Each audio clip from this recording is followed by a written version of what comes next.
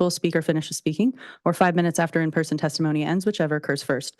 This will allow for better meeting management between the two platforms and ensure the committee is able to manage and conduct city business. We appreciate the public's cooperation. Chair Kimpio. Thank you. We'll now call this meeting to order, and I'll call the roll. Vice Chair Lee. Here. Councilmember Foster. Here. Councilmember Campbell will be absent today, and I am present. Also present with us is Jillian Andolina, Deputy Director of the Office of the IBA, Deputy City Attorney Daphne Scogan from the Office of the City Attorney, Stephen Hill, Senior Policy Advisor from the Office of the Mayor. Sarah, please continue with public comment instruction. Thank you, Chair. If you are in person, please complete a speaker slip located at the entrance of the committee room and place it on the tray indicated at the table at the front of the room. Please do so in a timely manner to ensure proper meeting management. In-person testimony will conclude before virtual testimony begins. Members of the public can join the webinar by computer, tablet, or smartphone by accessing the link which is listed online in the preamble language of the agenda on the city's webpage. To join the Zoom webinar by telephone, please dial 1-669-254-5252 and when prompted, input webinar ID 161-965-4979#. This information is also available on the agenda and it will appear on the screen during the public comment period for each agenda item. And as a reminder, members of the public who wish to provide virtual testimony must enter the virtual speaking queue by raising their hand before the queue closes. This queue will close when the last virtual speaker finishes speaking or 5 minutes after conclusion of in-person testimony, whichever occurs first. Please note that if you're watching via City TV, Channel 24, or online, there may be a delay. Please participate via the audio on your phone and mute your TV or computer when it is your turn to speak. If you wish to speak to a particular item, please wait for that item to be called and then raise your hand by speak by tapping the raise your hand icon, or if you're a call-in participant by pressing *9 on your cell phone or landline. If you raise your hand during a non-comment period, your hand will be lowered. Chair.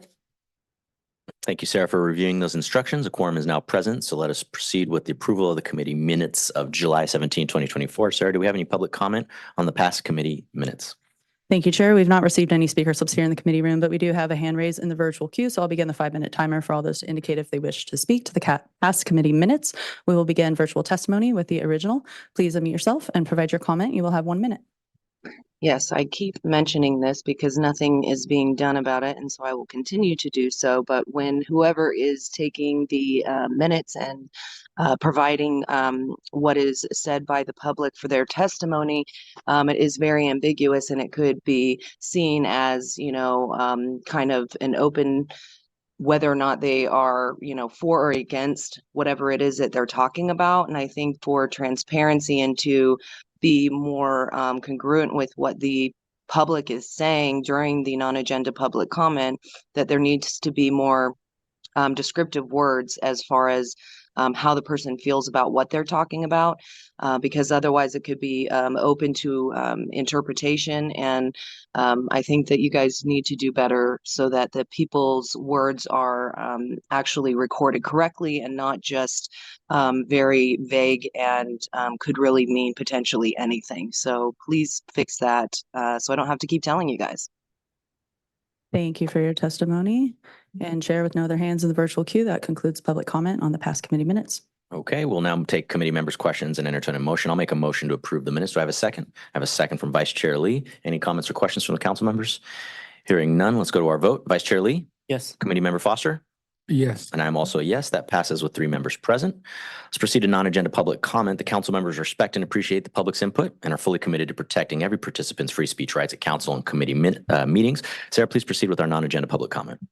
Thank you, Chair. Per Rule 2.7 on agenda public comment is an opportunity for members of the public to comment on items that are not on the agenda but are within the subject matter jurisdiction of this committee. Each speaker will have 2 minutes. If you're in person, please come up to the reserved seats at the front of the room when your name is called and be prepared to come up to the lectern in the order called.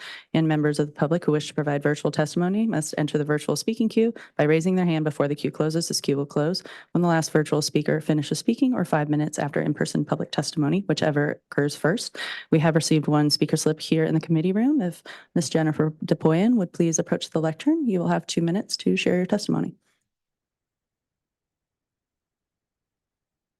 Thank you. I'm Jennifer DePoyen from Space for Art in Districts 3 and 8, and I live in District 1.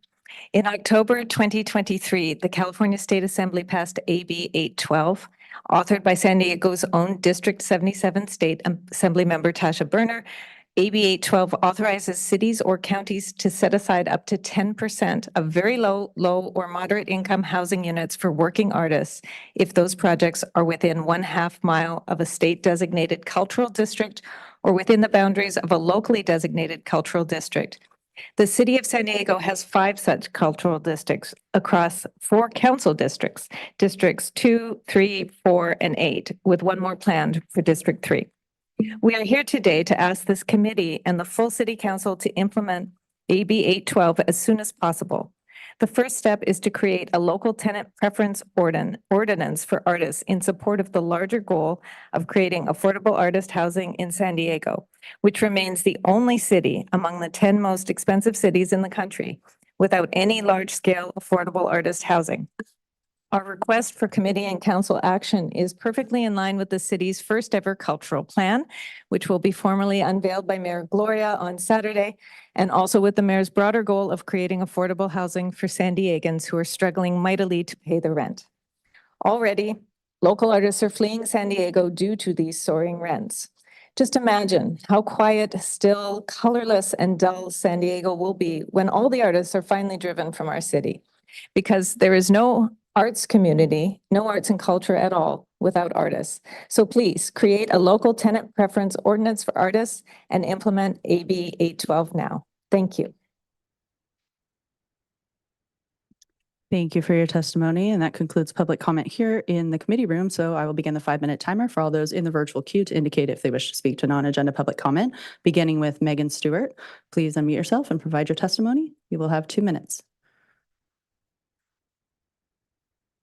Megan Stewart, I've given you permission to speak. If you could please unmute yourself. Hi, thank you. I think there was a little delay. Sorry about that.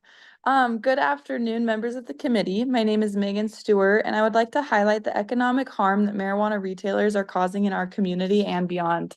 Vince Ning, the CEO of NABIS, California's largest marijuana distribution company, has a clear view of the industry's downfall.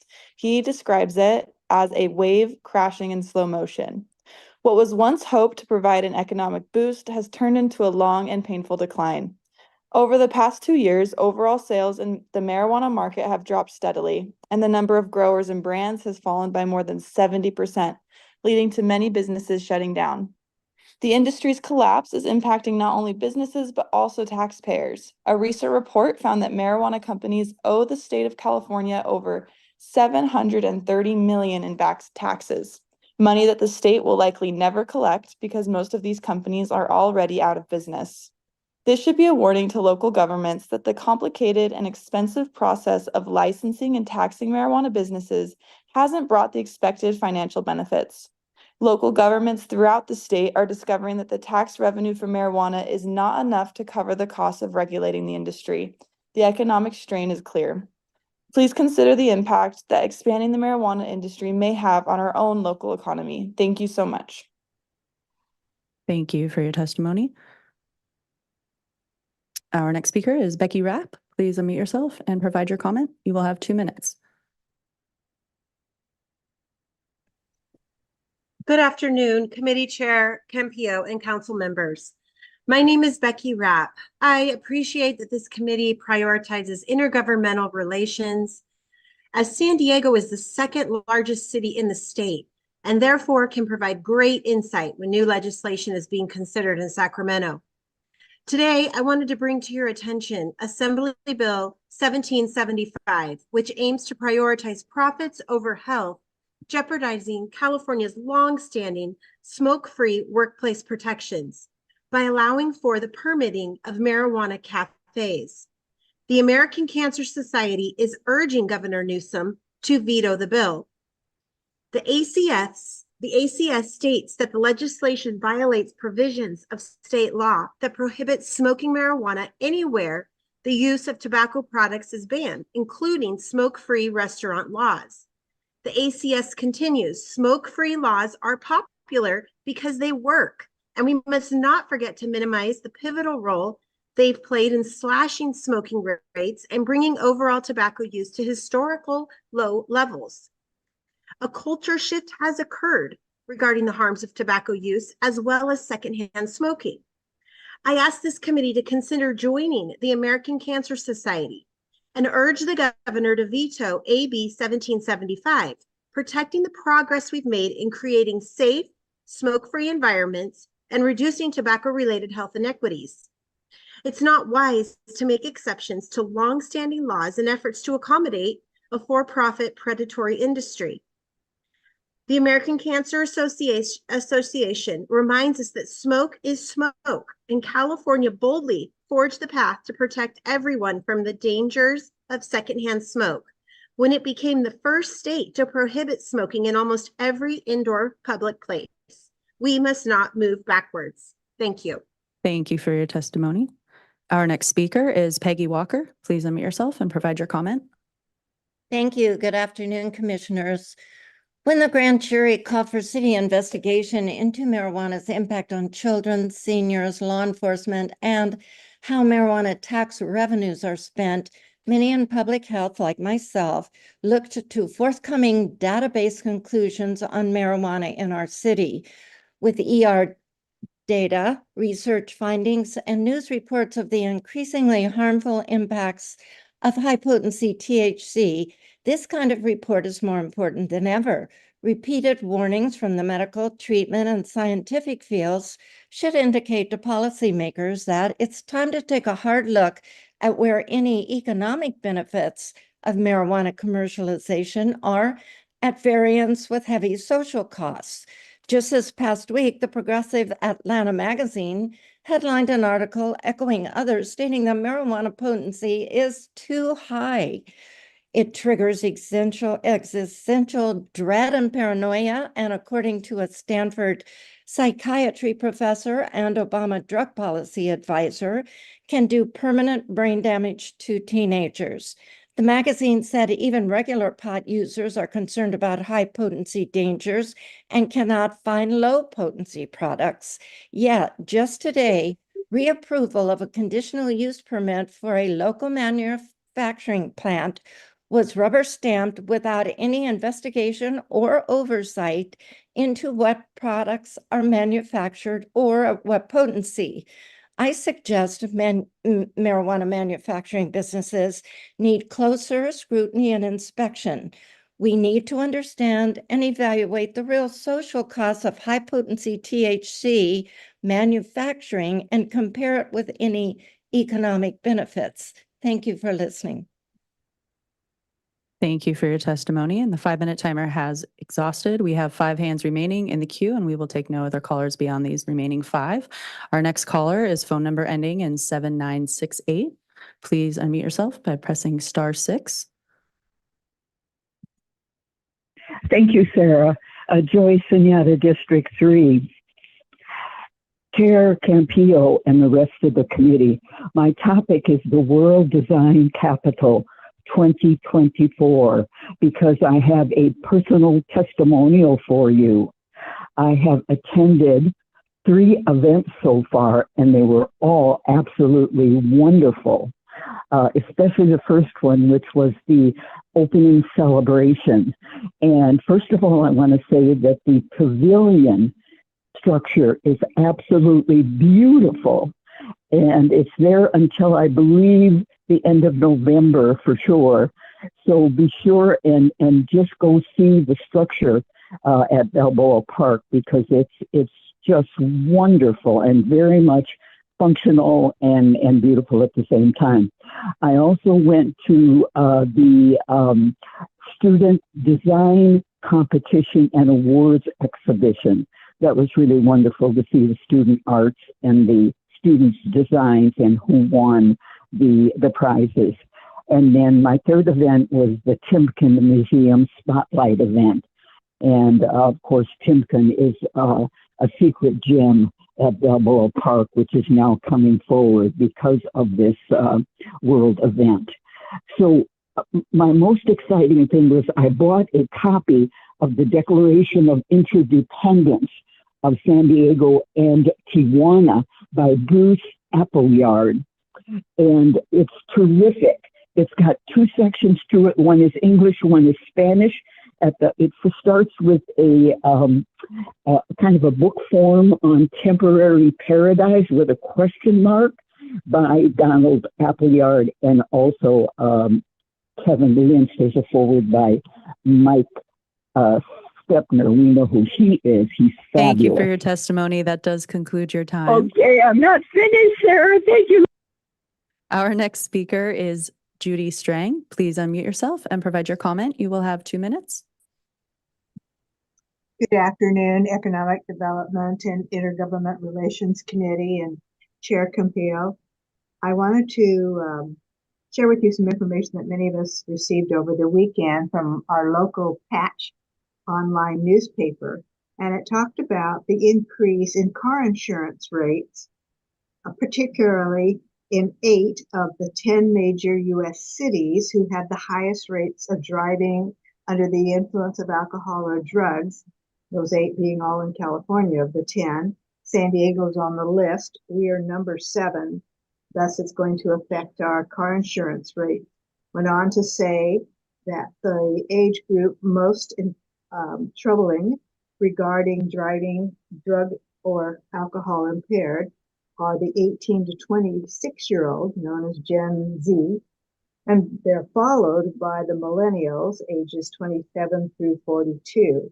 Again, we're talking about driving under the influence of alcohol or drugs, and the drugs most often of choice is marijuana.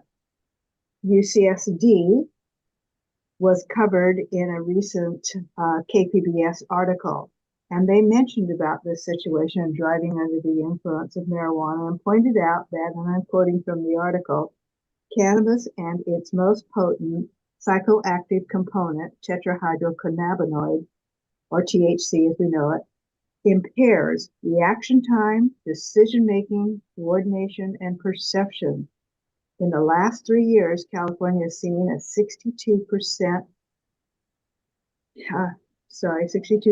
increase in the number of fatal crashes involving those who are under the influence of marijuana. Thank you for letting me bring to your attention the economic impact that this sort of use and drug driving bring to our city and to our state. Thank you. Thank you for your testimony. Our next speaker is the original. Please unmute yourself and provide your comment. It is so sad to see what the effects of a sanctuary city, county, or state is, and it's happening across the board all over the nation. Cities are being destroyed from the illegal invaders that are crossing the border, committing a federal offense, and then being distributed throughout the nation, committing crimes, raping children, murdering people, all while they get basically, a free ride to do it. They don't get punished the same way as, people in our own communities are for something similar. And it's sad to see that our tax dollars are going to fund this and give more and more funding towards this invasion to facilitate more of it and give these people who are replacing us everything they need under the sun, all while we have people in our own communities who are suffering, who are homeless, who have been homeless for a very long time and waiting just to get a shelter. And they don't get put at the top of the list like these people do. So it's very sad to see, how people are being treated and who is, first in line for anything and everything. I mean, they're set to get, $150,000 just to get into a new home, while the people in our own communities don't even get anything like that. What they get is they get arrested or they have all their stuff taken if you guys aren't going to sit there and provide them with what needs to be provided, like a shelter.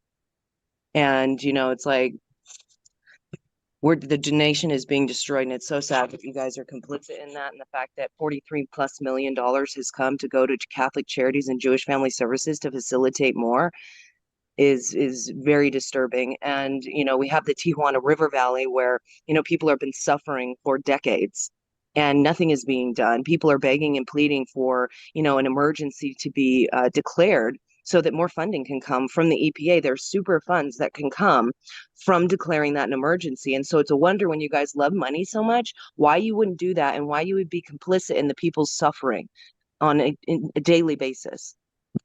Thank you for your testimony. Your time has exhausted. Our next speaker is Madison.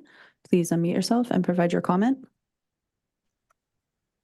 Good afternoon, ED and IR committee members and Chair Campillo. I see that the economic development programs and workforce development are priorities of this committee. And as a young person, I continue to be concerned about a recent National Bureau of Labor expression of uneasiness about 18 to 25-year-olds who have the lowest return to work rates after the pandemic. Labor experts have explored the complex reasons for this situation. Labor and health authorities cited 2 factors. Number 1, the increase in drug addiction, And number two, the increase of marijuana use, especially daily use of marijuana, which plays a large role in the brain's motivational receptors. I have a number of friends and family members who regularly use marijuana, and I have seen the real-world impacts of brain receptors being compromised. These are friends and family members who have also had a hard time keeping a job. They are unreliable employees, show up late to work, and end up losing jobs over and over again. For those ages 19 to 30, 42% said they've used marijuana in the past year, 29% in the past month, and 10% daily, which is defined as use on 20 or more occasions in the past month.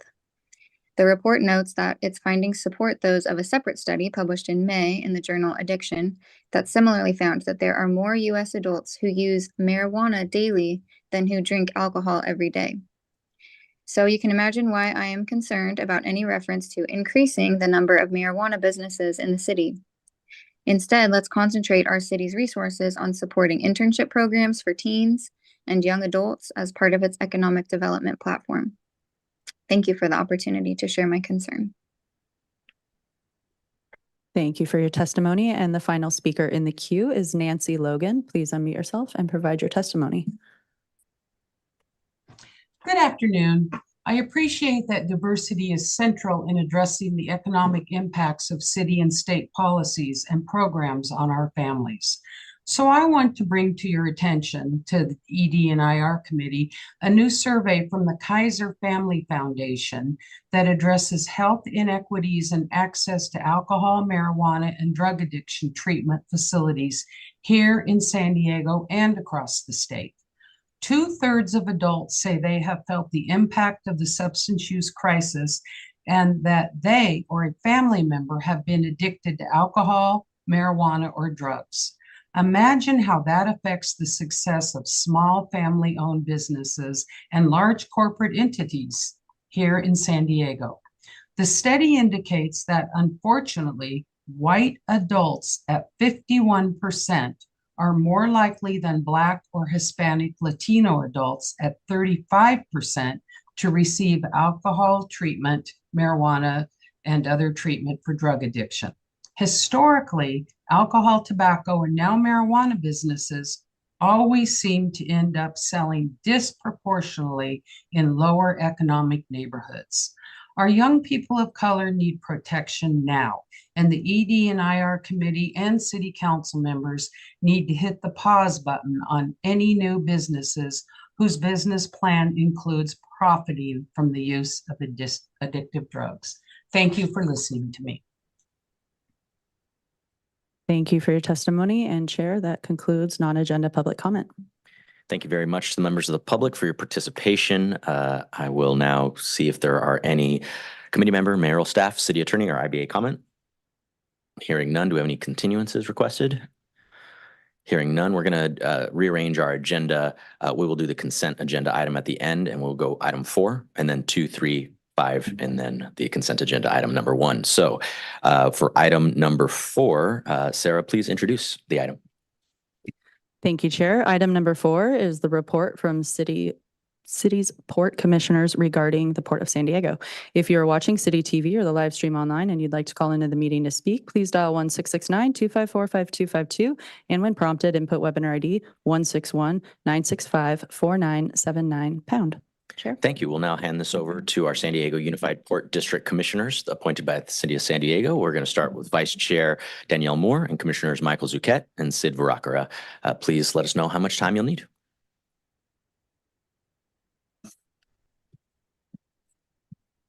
Good afternoon, Chair Campillo, committee members, city staff, and fellow San Diegans. My name is Danielle Moore, and I'm the Vice Chair of the Board of Port Commissioners.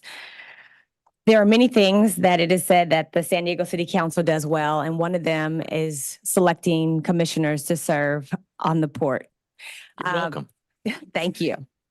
I have the honor of being able to serve with Commissioner Mike Zucchet and Commissioner Sid Varakara, who are here today with me And I have to say that I often feel like the little sister with my two big brothers here.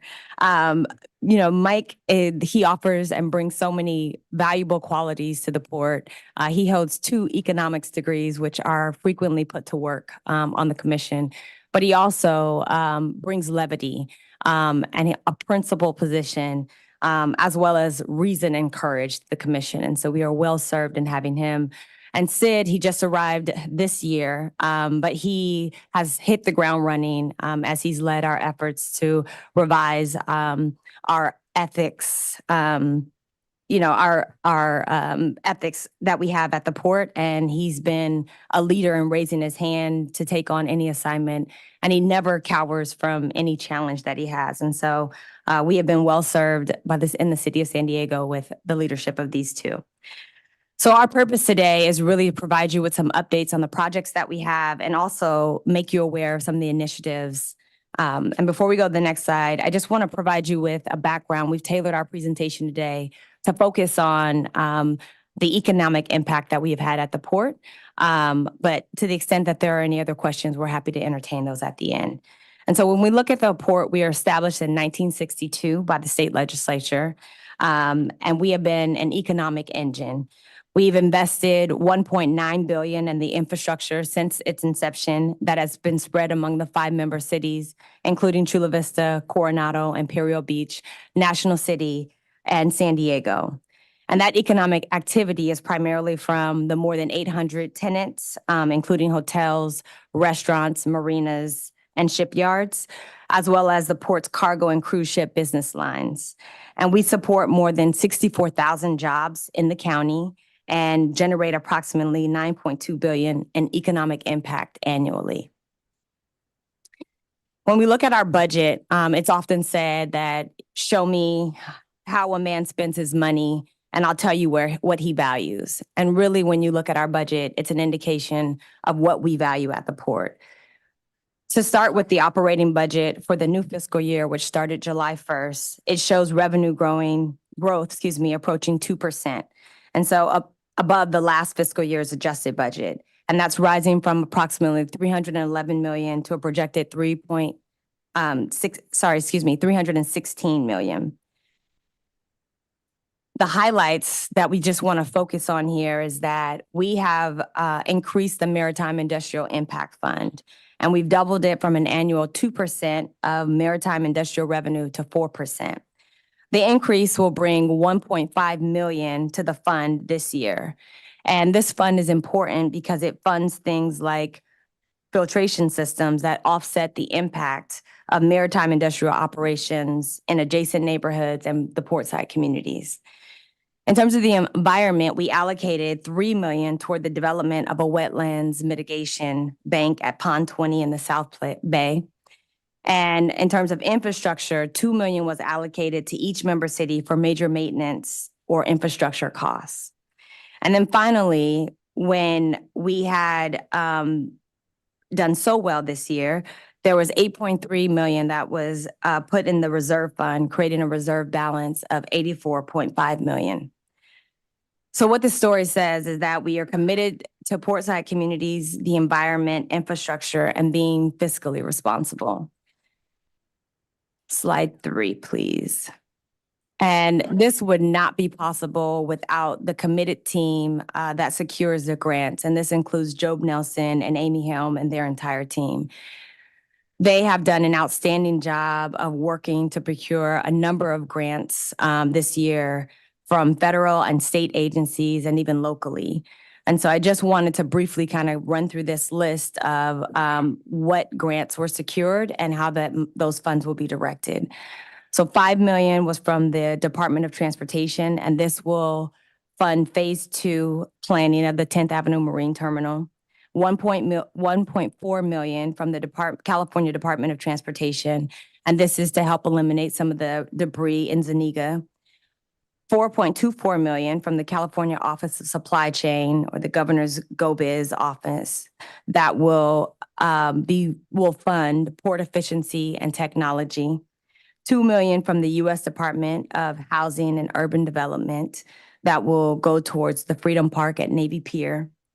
$40,000 from the San Diego Office of Emergency Services or Homeland Security law enforcement training, $2.3 million from the U.S. Department of Homeland Security, and that's for various security initiatives around the Bay, and $2.7 million from the San Diego Air Pollution Control District, which is to upgrade and install electrical infrastructure improvements at the 10th Avenue Marine Terminal.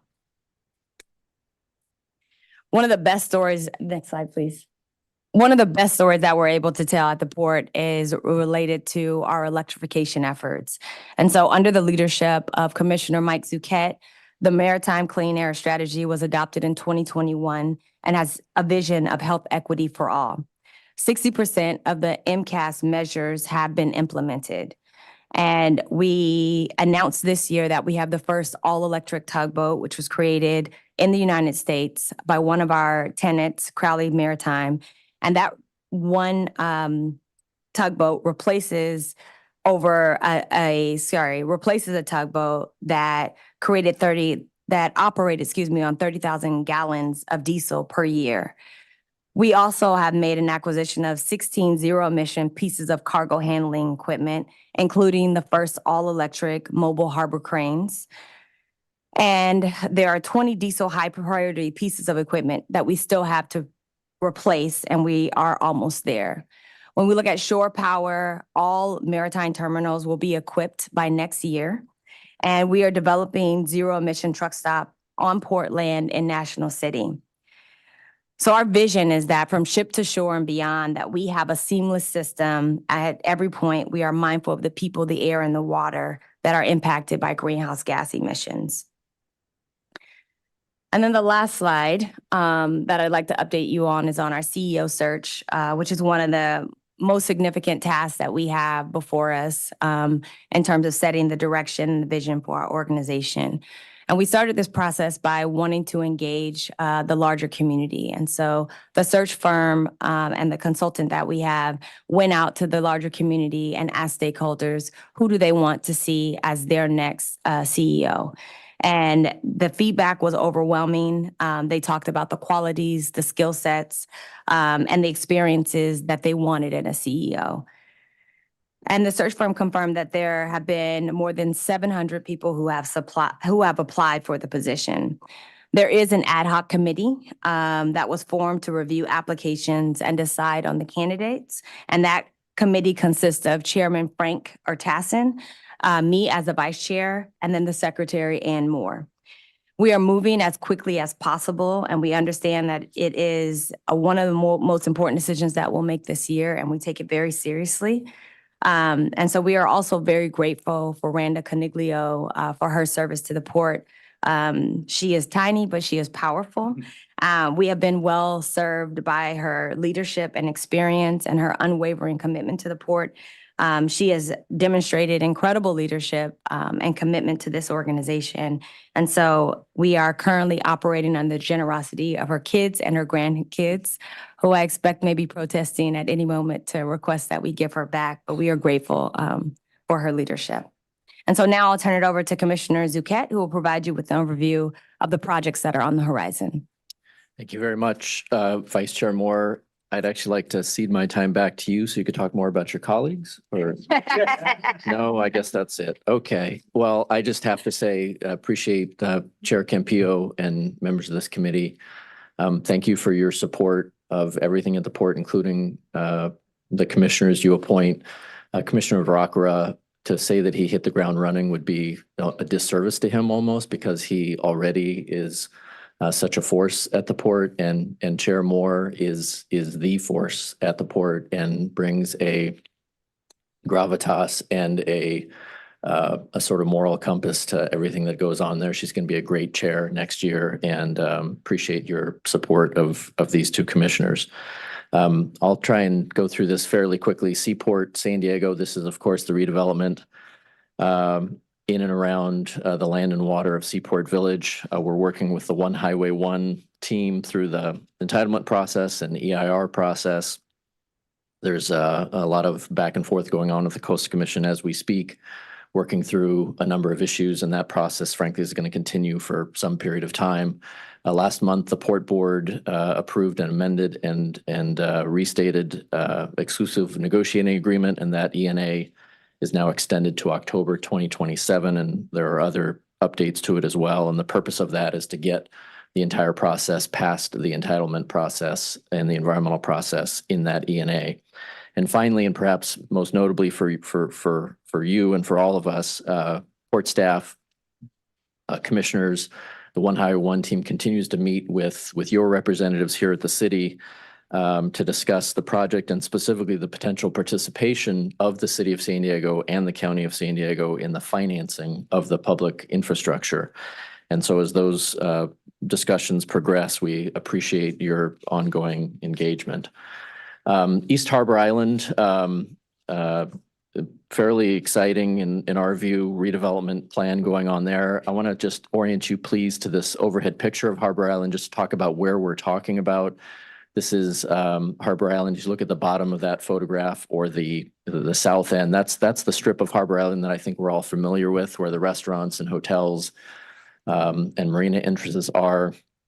We're not talking about that portion. We're talking about that portion to the north, closer to the airport side. And I would suspect that most of us in this room haven't even been there before. This is an area that you only go there if you are a rental car employee accessing overflow parking on one of their lots, or if you have the fortune to visit the Harbor Police Department, which is also there.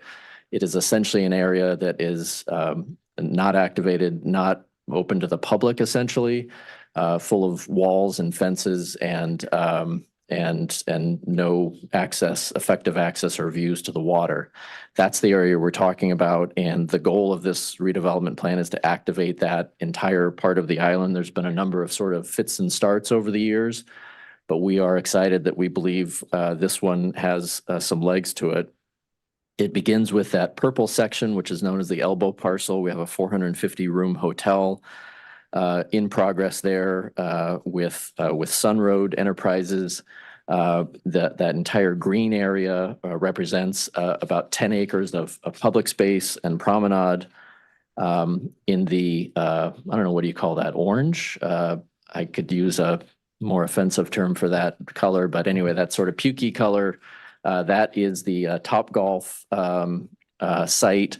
The Topgolf facility, as you probably know, is much more than golf. It's food, beverage, event space, gaming, and everything else. And perhaps the thing we're most excited about is just adjacent to that Topgolf site, to the left, as you look at the picture, is we're issuing an RFP for what's going to be essentially an entertainment district, multiple types of entertainment, recreation, food, beverage components, and we think that's going to transform an area that right now literally has no public engagement to a lot of public engagement. Freedom Park at Navy Pier, Vice Chair Moore referenced this earlier. This is, of course, the pier adjacent to the Midway Museum. The goal is to turn this into what is now a parking lot into the largest veterans park on the West Coast. It'll be 10 acres. And as you look at this rendering, it's not just the Navy Pier part. It wraps all the way around the Midway and connects with other park elements and memorial elements around to the other side of the Midway. It includes public amenities, nature garden, memorials, monuments, play structures, seating, shading, and everything else. We have some breaking news today, just today, the Navy Head House building, which is situated and blocks the entire view of this area. It's a very large and tall abandoned Navy building. Demolition began on that building today. Work on this entire park has been ongoing for some time now. It's most stuff that can't be seen underneath the pier with the undercarriage of the pier and everything. But when that head house is gone, that alone is going to transform the look of this area. And when that park is completed, it's going to be out of sight. This is a $65 million project, significant funding from the port, but the majority of the funding, the significant majority of funding, is coming from the Midway. A very successful museum, one of the most successful museums in the country. and their supporters. And so we're very grateful to the Midway and its leadership for their pouring their success back into the San Diego community and specifically into this park. Construction on the actual park should begin early next year and a completion in the next couple of years. You know how that goes. We don't want to get too specific. Finally, whoops, let's see. We skipped, all right, there's a cruise slide that you're missing. I'm assuming you want to spend 10 minutes on cruise, but I'm going to spend 30 seconds. We essentially have evened out our cruise calls after the pandemic when we went from 0 and then there was a contrary sort of, our business was more than even the pre-pandemic. We're settling into somewhere around 100 calls per year. Of course, this brings several 100,000 visitors to San Diego, lots of economic impact. Things are good there. Let me turn it back over to my colleague, Commissioner Varakara, for the rest. Good afternoon, Chair Campillo, members of the committee. I have to first acknowledge and thank my fellow commissioners for their kind remarks, but the transition for me to be as smooth as it was is only because of their ability to be leaders and showing me the ropes. And also, I'm so excited about Commissioner Moore taking the helm as the chair next year, and excited to see what she brings to the table. And to Commissioner Zucchett, who I call the dean of our delegation, and he cringes every time I say that, but it's true. He does bring that gravitas and expertise that has really helped our entire delegation support the city of San Diego as our interests as well as the people of California. So I do want to start with our last slide on the City of San Diego updates, which is unhoused families at Cesar Chavez Park. I'm sure we've all heard the news, and I wanted to provide a little bit of color to our work with respect to that situation. So in late spring, refugee families from Venezuela, Nicaragua, and other countries began camping out at the Port Cesar Chavez Park. The number of unhoused people in the park increased in June and July as the refugees were joined by homeless individuals who were not asylum seekers. That said, our HBD chief truly made clear and set the tone for our engagement by saying we would treat the situation with sensitivity and care for families involved. And that led our port staff working in an intergovernmental affairs way with our county and city officials, as well as nonprofits to seek services and housing for the families that were camping in the park. The encampment was repeatedly visited over several weeks by port staff, our hot team of the Port's Harbor Police Department, that's our homeless outreach team, our homeless outreach staff from the city, county, and social service providers. All of that preceded the governor's executive order directing state agencies and departments to adopt humane and dignified policies to urgently address encampments on state property, including port islands. I am just very pleased to report that the park is clear of overnight campers, with families all being placed in temporary housing, thanks to partners with the principal at Perkins Elementary School and Catholic Charities, and all other individuals have also been evacuated from the park as well. And then we're going to just continue to work with our local governments, nonprofits, on how we can address this in a very sensitive and caring, compassionate way. Next slide. Thank you. So switching quickly to gears to a quick updates around the Bay. I'm sure we've all seen the cranes in the South Bay for the Gaylord Pacific Resort and Convention Center in Chula Vista. I am just happy to report that the 1,600-room resort is on schedule to celebrate its grand opening next summer, which is just 3 years after the start of construction. It's the largest hotel project currently under construction on the West Coast, and certainly will promise to provide a major boost to the South Bay economy. It is projected to generate a sustained economic impact of $500 million a year.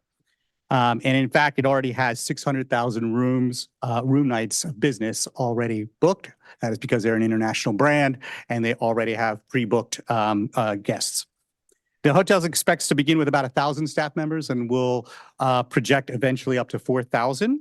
And there are 1,000 construction workers currently on site. And so we're excited to see that come online. Next slide, Commissioner Saket. Thank you. So we're all familiar with the Tijuana River pollution crisis. And the ongoing challenge of unabated sewage contamination from the pollution remains to be a fiasco, frankly. Advocacy by the Port, the City of San Diego, Imperial Beach, and other concerned governments in Washington and with our congressional delegation has resulted in an allocation of about $450 million to make critical repairs to the South Bay International Wastewater Treatment Plant. As you know, that funding will help overcome years of neglected and broken infrastructure, as well as expand plant's treatment capacity. That's the good news. And you may have heard on other breaking news, just recently, the legislature passed Assembly Joint Resolution 12, which urges the Biden administration to fully fund the EPA's comprehensive infrastructure solution and for the President of the United States to declare this a national emergency. Still, there's substantial down payment towards stopping the crisis. It is estimated that $1 billion is needed to make necessary comprehensive long-term improvements. So we'll all still need to work together very closely on that. And then my last slide is wanted to share about a chlorpa infestation in the bay. So in September 2023, divers from the port discovered an infestation of the noxious seaweed chlorpa growing under boat docks in the Coronado Cays. It's touched a ecological emergency that the port is truly in the middle of fighting. So the picture on the left shows where chlorpa was initially found. And the picture on the green patch to the right shows where the divers have extensively surveyed without finding any new outbreaks. That's because ourselves, along with the Southern California Chlorpa Action Team, developed an immediate response plan, which included diver surveys for additional outbreaks and an eradication and permitting requirements. We at the Port District provided $92,000 for the initial surveys, which detected the initial additional outbreaks and prompted the Port to declare a state of emergency. And in case you're wondering, more than likely the infestation occurred because of someone dumping their saltwater aquarium into the bay. So a lot of education needs to take place to ensure that we can prevent, mitigate disasters like this from occurring in the future. But pleased to say, along with the action team, the SCAT, as it is, the acronym of it is, are working hard to eradicate it. And with that, I think we are done and hopefully have not gone too far over time, Chairman. No, thank you very much for that in-depth report, and thank you very much for being here today. Let's go to public comment. Thank you, Chair. We've not received any speaker slips here in the committee room, but we have a couple hands raised in the virtual queue. So I'll begin the 5-minute timer for all those to indicate if they wish to comment on item number 4 in the virtual queue, beginning with phone number ending in 7968. Please unmute yourself and provide your testimony. You will have 1.5 minutes, and you can unmute yourself by pressing *6. Thank you, Sarah. 2 minutes? 1.5 minutes. 1 minute, 30 seconds. 1.5. Thank you so much. I didn't hear you on that.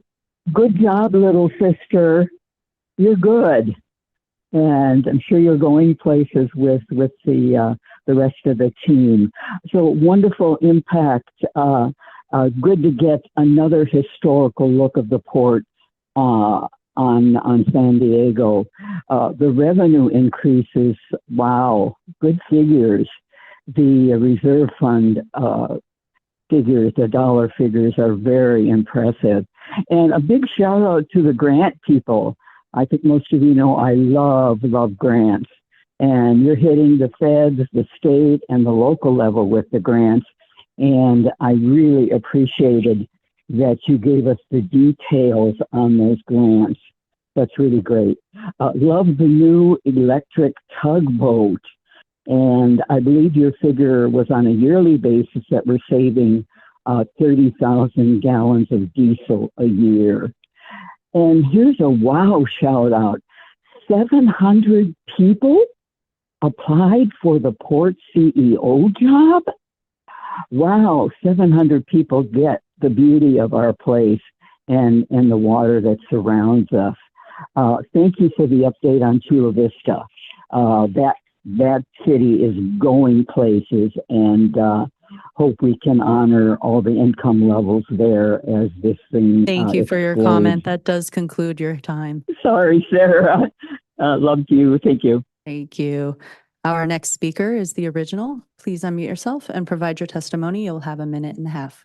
Yeah, a minute and a half is such a joke. Show me how the money is spent and it shows you the value of this city. That is so true. And everything I was just saying and not a judge of public comment, you just proved me right. By sitting here and you're like talking about how wonderful the port's doing, then you go down to Tijuana, River Valley, and it's like it's a fiasco and like there's nothing we can do about it. You would be changing your tune if that was right in the city where downtown is and you smelled that shit on a daily basis and it was affecting your health and everybody in the city right there, but instead you care more about the money, right? And then just like with Cesar Chavez Park, right? Oh, we need to be sensitive and caring. You don't give a shit about the homeless if they're not a refugee. Those people are illegals. They have crossed the border illegally, committed a federal offense, and you're aiding and abetting by giving them, acting like they need to be taken care of. This is really sensitive. Why don't you take that same sensitiveness and care for the people that have been homeless for decades, waiting for help? Instead, you're like, you know what? We got them right into some homes. It's so great. We had these NGOs come and help, and now they're off the streets. I mean, we had to really take care of our replacements. It is asinine the way that you guys talk about stuff and do things and push the people in the community aside for these freaking people who cross the border illegally, who are murdering, raping, and pillaging people across the nation. It is so ridiculous, but it does. It shows you the values of this city, right? Thank you for that comment. And Chair, with no other hands raised in the virtual queue, this concludes public testimony on item number 4. Thank you very much, Sarah. And thank you very much to our port commissioners for presenting today. Obviously, a very big impact, influence that the port has throughout the city, economically, socially, culturally, and with your workforce, the hotels, small business owners, clearly the economic impact is felt around the region. I was pleased to see an update from Topgolf, or at least an update on the fact that it's there. Any particular updates that you might be able to give us? And considering that was well, it was a while ago as we put that forward, but any sort of timeline? I know you said not to have specifics, but what are we looking at? So we're in the middle of environmental review, and which is difficult to project. My guess is that by next year we would move into hopefully the phase of negotiating a lease agreement and getting down to sort of brass tacks as to how that's all going to work and what's needed for some of the public infrastructure around Topgolf, and then construction following that. So we are still a few years away, to be clear, but I think a lot of that is just due to the environmental review process. Understood. Very good. Well, I have no further questions at this point. Let's go to Vice Chair Lee. Thank you. I'll just take a moment to thank all 3 of our commissioners for your service. It's a lot to volunteer, to be frank, and it's great to see that we've got a group that has been a significant advocate for the city. Commissioner Varakara certainly jumping in this year straight into a Port Master Plan update, I'm sure was an easy thing to do, but your colleagues have certainly spoken to your ability to really represent the city of San Diego right off the bat. And looking at some of the projects that are coming down the pike, I mean, these are some of the most significant developments for the future of San Diego, for our region, especially in those Port Highlands. When I look at Harbor Island, for example, I mean, not just the opportunity for a Topgolf, I know that's a first in its own right in San Diego, but even thinking about the promenades and park facilities that are going to be installed there, where right now, as Commissioner Zucchet, you mentioned, most people don't even recognize because it's a parking lot and we don't look that direction when we turn down Harbor Island Drive. Looking at the pier and what's being done with, next to Midway, I mean, these are significant opportunities paired with some of the other significant infrastructure updates that we're seeing with other agencies at the airport, and then also what we're doing from a city standpoint that I think really bode well for the future sort of success that we might be able to drive within that region economically. So it is certainly not light work, and we thank you for offering your time to serve, and would be happy to continue supporting your efforts from our perspective as well, recognizing that it's not just impacting those tidelands, but it's impacting all San Diego residents at the end of the day, as well as the many visitors that we serve. Thank you. Thank you very much, Vice Chair Lee. Council Member Foster. Yes, thank you, Chair, and thank you, Commissioners, for the presentation. I guess there's a lot going on at the port, and it looks like it's a lot of good things going on. My question, and just what's really important to me as I look at District 4, is employment opportunities, job opportunities, and just looking at the projects, both ongoing, that are currently ongoing and that are planned for the future. How can we kind of look at partnering with the port, and as opportunities are becoming available, as projects are starting, to where we can actually work to see how District 4 residents can also benefit from employment opportunities? Thank you very much, Councilman. I'll just start by saying I think it begins with some exposure, right? And bringing together parties and different stakeholders to see what to access and think about the port, not just from the port jobs that are currently there, but thinking about where the future of the port is going, particularly with electrification and energy efficiencies, new technologies. Bringing that closer in line with continuing education, community college, bringing in with our community college district as well. We have a robust regional consortia with the community college network, which I think could actually play a really vital role in connecting those dots. And I say that from a macro level, Councilman, but I believe that can actually just filter down to being how we talk about specific communities can being really engaged. I'll also share that we just had a quick sidebar with former Councilman Young talking about the work at the Workforce Partnership and how we can connect some dots as well. So I think, and workforce is actually really close and dear to my heart. I think if we start thinking about it, not just from existing workforce, but going down to middle school, working our way up, exposure, potentially dual enrollment opportunities at our community colleges, thinking about reskilling and upskilling our current workforce and doing it very strategically in alignment with communities that could take real advantage and opportunity, particularly in District 4, District 8, District 6, certainly across the entire city. So some initial thoughts. I appreciate that. Before we move on, I just wanted to also respond to that question. One of the things that we are very excited about is an inclusion summit that we will host in January of next year. And this was one of the brain childs of Commissioner Rafael Castellanos. And so the goal is to generate a coalition of local leaders to take collective action to create business opportunities for minority and underserved small businesses. And so we are also working to increase access to economic opportunities at the port, working with other organizations throughout the city. And so that is scheduled for January, and we hope to have, representatives from your district participate and residents in District 4 participate in that summit. Oh, that sounds good. I appreciate that. And by all means, as you guys prepare, as marketing materials become available, I'd love to be a part of that and see how I can help and bring District 4 the opportunities and inclusion. Right. So by all means, keep me in mind as you guys progress and prepare for the actual event. Thank you. That concludes my comments. Thank you. Thank you, Council Member. One thing that came to mind, the Port Summer Student Worker Program. How many students do get to take advantage of that program? One of my favorite constituents. Mr. Nelson. Job Nelson, VP of Strategy and Policy and happy Council District 7 resident.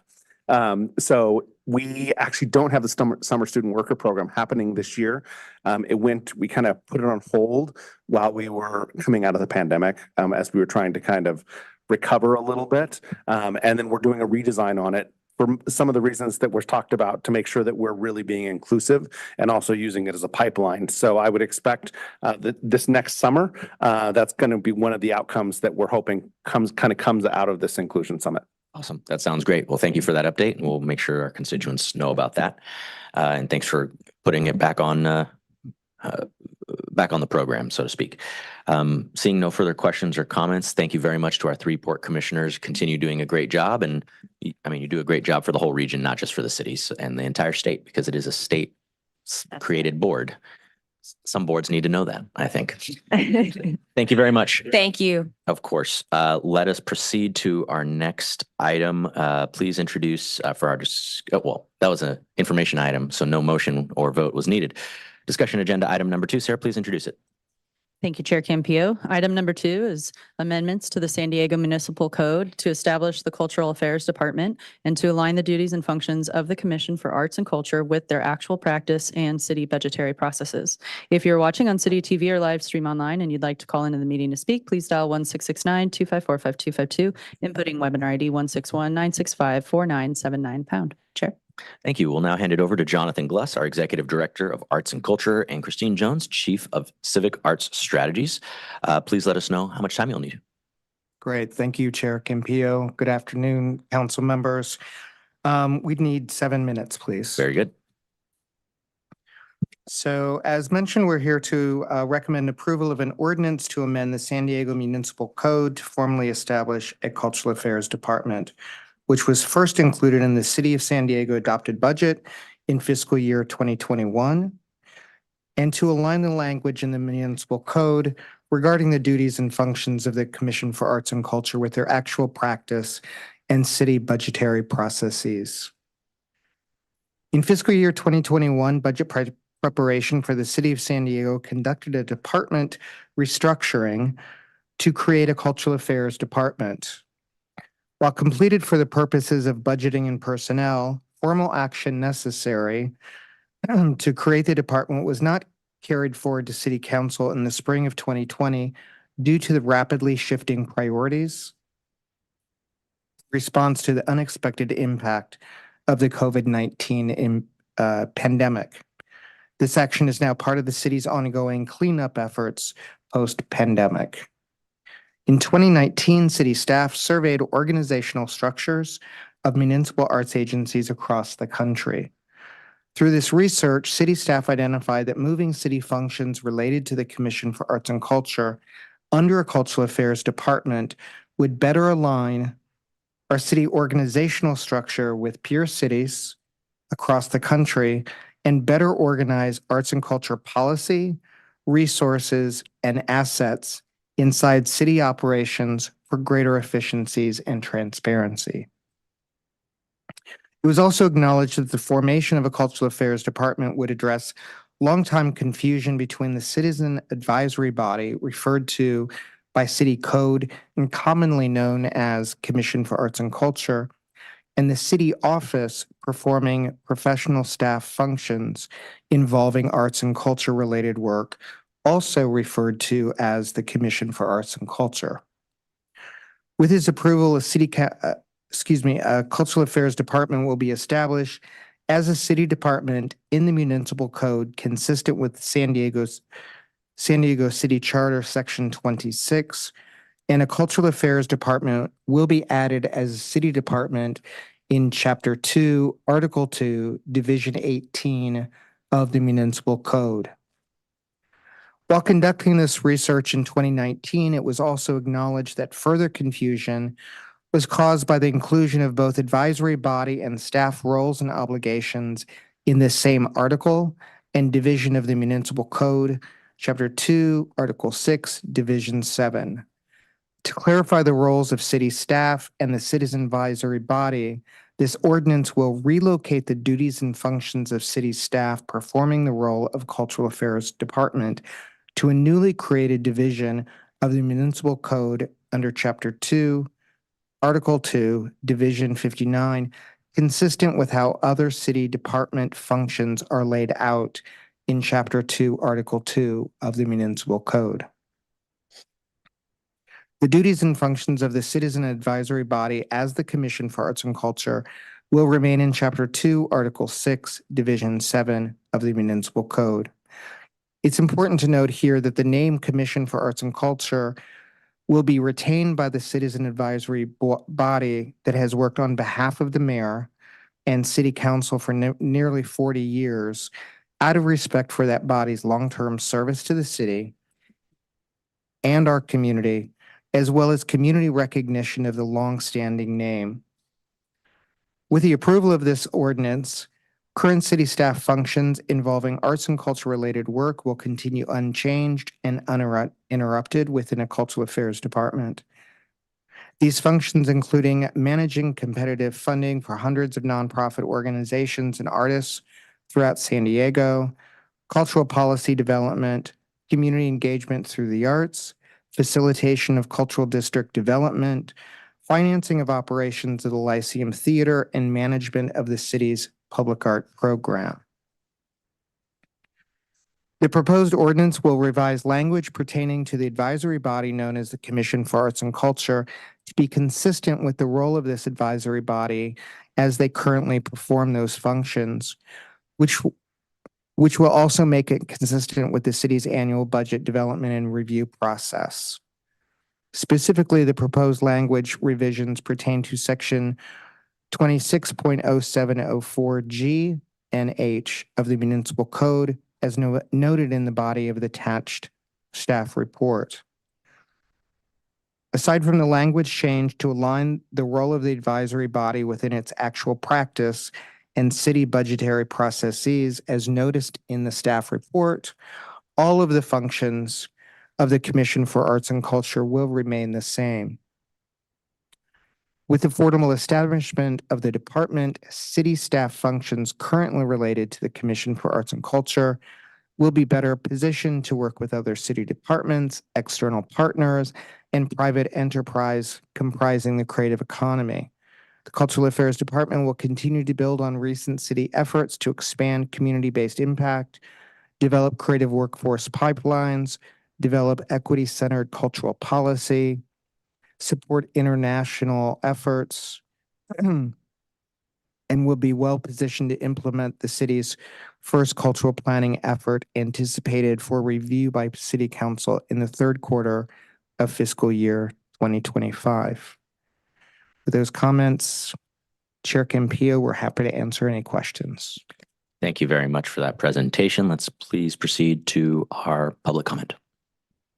Thank you, Chair. We've not received any speaker slips here in the committee room, but we have a few hands raised in the virtual queue. So I'll begin the 5-minute timer for all those to indicate if they wish to speak to item number 2. We will begin testimony with phone number ending in 7968.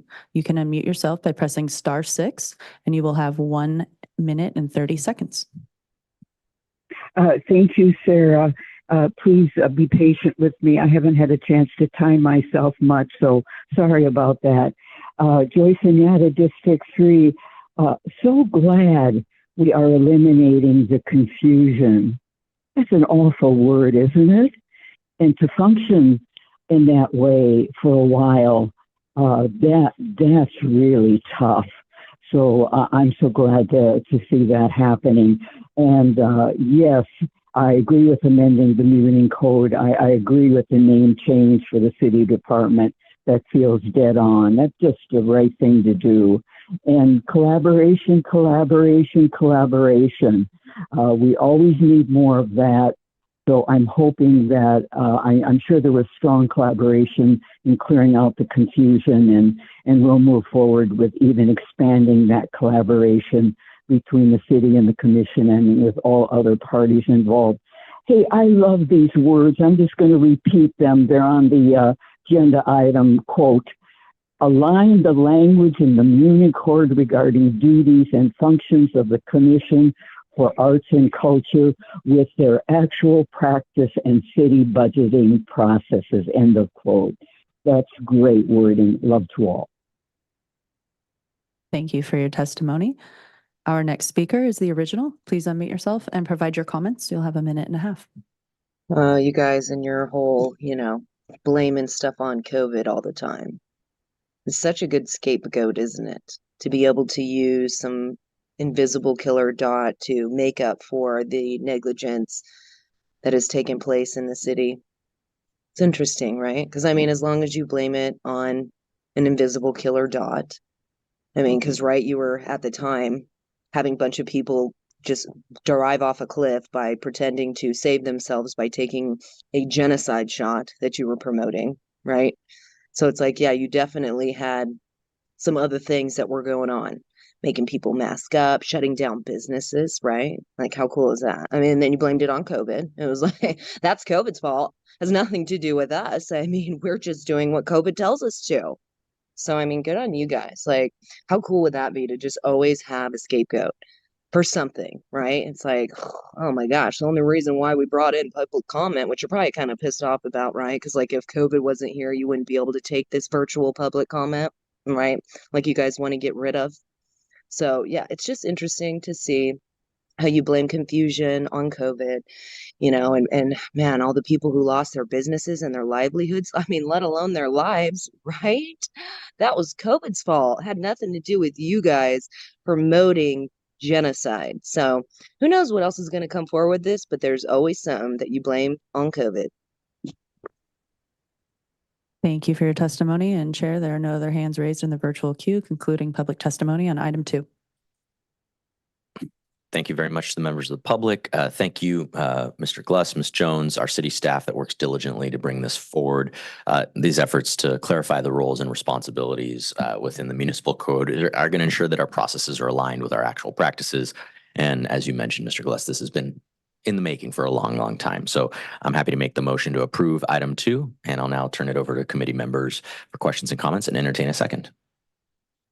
I hear a second from Vice Chair Lee, and Councilmember Foster has a question.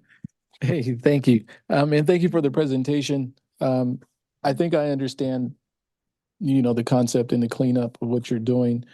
I do just have a couple of quick questions. One, I don't see anything in the language regarding actual designated cultural districts. How will you guys be handling that as you are? How will those be captured, or what's the intent for actual designated cultural districts? Yeah, Councilmember, thank you for the question. So today, what we brought to you is just cleanup of existing language, so that the department, if approved by City Council, is in place so we can start budget process.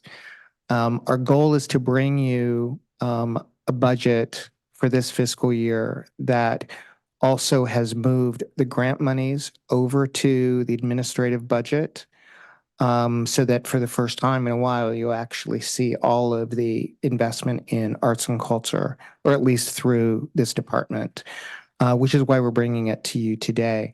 We did not want to get ahead of the community or the work of City Council in adding any additional language to the document, so that the cultural districts and recommendations for how to better organize around cultural districts inside City Hall is in the proposed cultural plan document that went live last week and will be presented in a public meeting on Saturday. So our intent is to, once you all have approved the cultural district, then we can come back with much more detail about how we should better organize around cultural districts inside the city government. Okay, understood, kind of to be determined, right, how that will kind of take place. And then also in the documents that were provided, there's a series of definitions. And as you look at defining art, with technology and things constantly changing, how are you accounting for AI and certain things, as I hear, even, when you talk about murals, right? They're even starting to be done differently as folks are doing large murals and things like that. How are you guys, I'm not sure I saw a true reference to AI in the definitions, but how are you, where does that fall into as we are defining art and things like that in actual pieces? Yeah, thank you for the question. I'm not sure you're going to like the answer.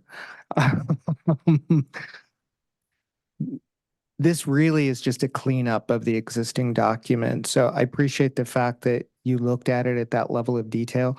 There's a lot of language in there about definitions around artists that we need to step back and visit. We have not done that in the last few years. That also is among the high priorities in the cultural plan, is to step back and revisit our public art master plan that staff hasn't really been able to implement in the last few years, and definitions are definitely part of that. Okay, so I'm hearing it's a work in progress, right? Get the citywide culture plan done, finalized in place, and then look at coming back for any future modifications and things that we feel need to be in a municipal code. Is what it sounds Exactly. like. Okay, sounds good. Thank you. Thank you very much. We have a motion from myself and a second from the vice chair. Seeing no more comments, we will proceed to the vote. Councilmember Foster. Yes. Vice Chair Lee. Yes. And I'm a yes as well. That passes unanimously with 3 members present. Thank you very much for the presentation. And we will now proceed to our next item. Sarah, please introduce item number 3. Thank you, Chair. Informational item number 3 is the informational item regarding the fiscal year 2024 Consolidated Annual Performance and Evaluation Report for U.S. Department of Housing and Urban Development Programs. If you're watching on City TV or the live stream online and you'd like to dial into the meeting to speak, please call 1-669-254-5252, inputting webinar ID 161-965-4979#. Chair. Thank you very much to our presenters who are here today. We will hand the microphone over to Ms. Melissa Villalpando, Community Development Coordinator, and Nadine Hassoun, Community Development Specialist. Let us know how much time you need, and please proceed. 18, very good. And it is our pleasure to provide you with a brief overview of the draft fiscal year 24 Consolidated Annual Performance and Evaluation Report, otherwise known as the CAPER. The U.S. Department of Housing and Urban Development, also known as HUD, requires local jurisdictions to prepare the CAPER to continue to receive entitlement grant funds. The CAPER is a year-end report discussing the expenditures and outcomes of the fiscal year. It shows HUD how the city is doing what it said it would do. The CAPER summarizes activities implemented with 3 federal entitlement grant programs: Community Development Block Grants, otherwise known as CDBG, Home Investment Partnerships, otherwise known as HOME, and Emergency Solution Grants, otherwise known as ESG. The report covers the July 1st, 2023 to June 30th, 2024 timeframe, which is year 5, the final year of the current 5-year consolidated plan cycle. Our presentation today will highlight the FY24 expenditures, accomplishments, and progress made on the goals outlined in the city's 5-year consolidated plan. This slide lists the 5-year consolidated plan goals. These goals help guide the investment of HUD entitlement funds with the focus on affordable housing, homelessness services and shelters, small businesses, workforce development, public facilities, and nonprofit facility improvements. In FY24, the city continued its partnership with the San Diego Housing Commission and the County of San Diego to implement certain HUD program activities. The Housing Commission administered the ESG and home programs on behalf of the city. And the county has been designated as the city's alternative HOPWA grantee. HOPWA is the Housing Opportunities for Persons with AIDS program. As a result of this alternative grantee designation, HOPWA activities will be reported by the county and its CAPER, and it will not appear in the city's CAPER or this presentation. During the fiscal year 24, the city partnered with over 50 nonprofit organizations to support 131 unique projects. The city invested in over $28 million in federal HUD program funds to support these unique projects and completed the 47 projects discussed in aggregate in the CAPER. Outcomes include serving over 46,700 people, 318 households, 219 businesses, improving 2 nonprofit facilities, and improving 1 public facility. When we report people served, we count individuals benefiting from direct services offered by our nonprofit partners. Income, household size, and race and ethnicity information are collected for each individual, and these demographics are reported to HUD. These are unduplicated clients, meaning the clients are counted only once during the course of the contract term. For example, a meal delivery program would count a person served when the first meal is delivered, and that person could receive hundreds of meals throughout the course of a 12-month program, but they would only be counted once. We also count people served by certain facilities such as parks or community centers with defined service areas. An important note to keep in mind, many additional projects have been completed since the docketing and release of the draft fiscal year 24 CAPER, but due to the timing and processing, they will not be transitioned to the completed activity tables until the final CAPER release for submittal to HUD. To include a project as closed in the CAPER, not only must the activities be completed, demographics be reported, and final reimbursements paid to the subrecipient, but the final draw from the federal IDIS system must be completed so the project can be closed in both the city's SAP system and the federal IDIS system. The Economic Development Department works diligently with the Department of Finance throughout August and September to close out projects so accomplishments can be reported to HUD by the September 28th deadline. I'll now spend a few minutes highlighting the FY24 achievements for each of the consolidated plan goals. To begin, the consolidated plan includes the goal of investing in affordable housing options that reflect community needs. The affordable housing goal is funded with CDBG and home funds. In FY24, 64 households benefited from the construction of new affordable rental housing. One example is Amaneced Apartments, pictured on this slide. The developer received $1.5 million in home funds to construct an 11 home units in a 95 apartment community for low-income households. There is a variety of studio, 1, 2, and 3-bedroom apartments serving households at 30 to 60% of the area median income in Council District 7. Another example is Milejo Village, pictured on the left. The developer received $2.5 million in home funds to support 15 home units in a 64 apartment community in Council District 8 for individuals and families experiencing homelessness with income up to 25% of San Diego's area median income. Also, Harris Family Senior Residence, shown in the middle, received $1.75 million in home funds to construct 11 home units in a 5-story transit-oriented affordable rental community located in the Kensington-Talmadge neighborhood in Council District 9, serving seniors with income of 40% to 60% of San Diego's area median income. And Tizone Apartments, pictured on the right, received $4 million in home funds that were used to convert a formal hotel into affordable rentals apartments serving seniors with income of 40 to 60% of San Diego's area median income.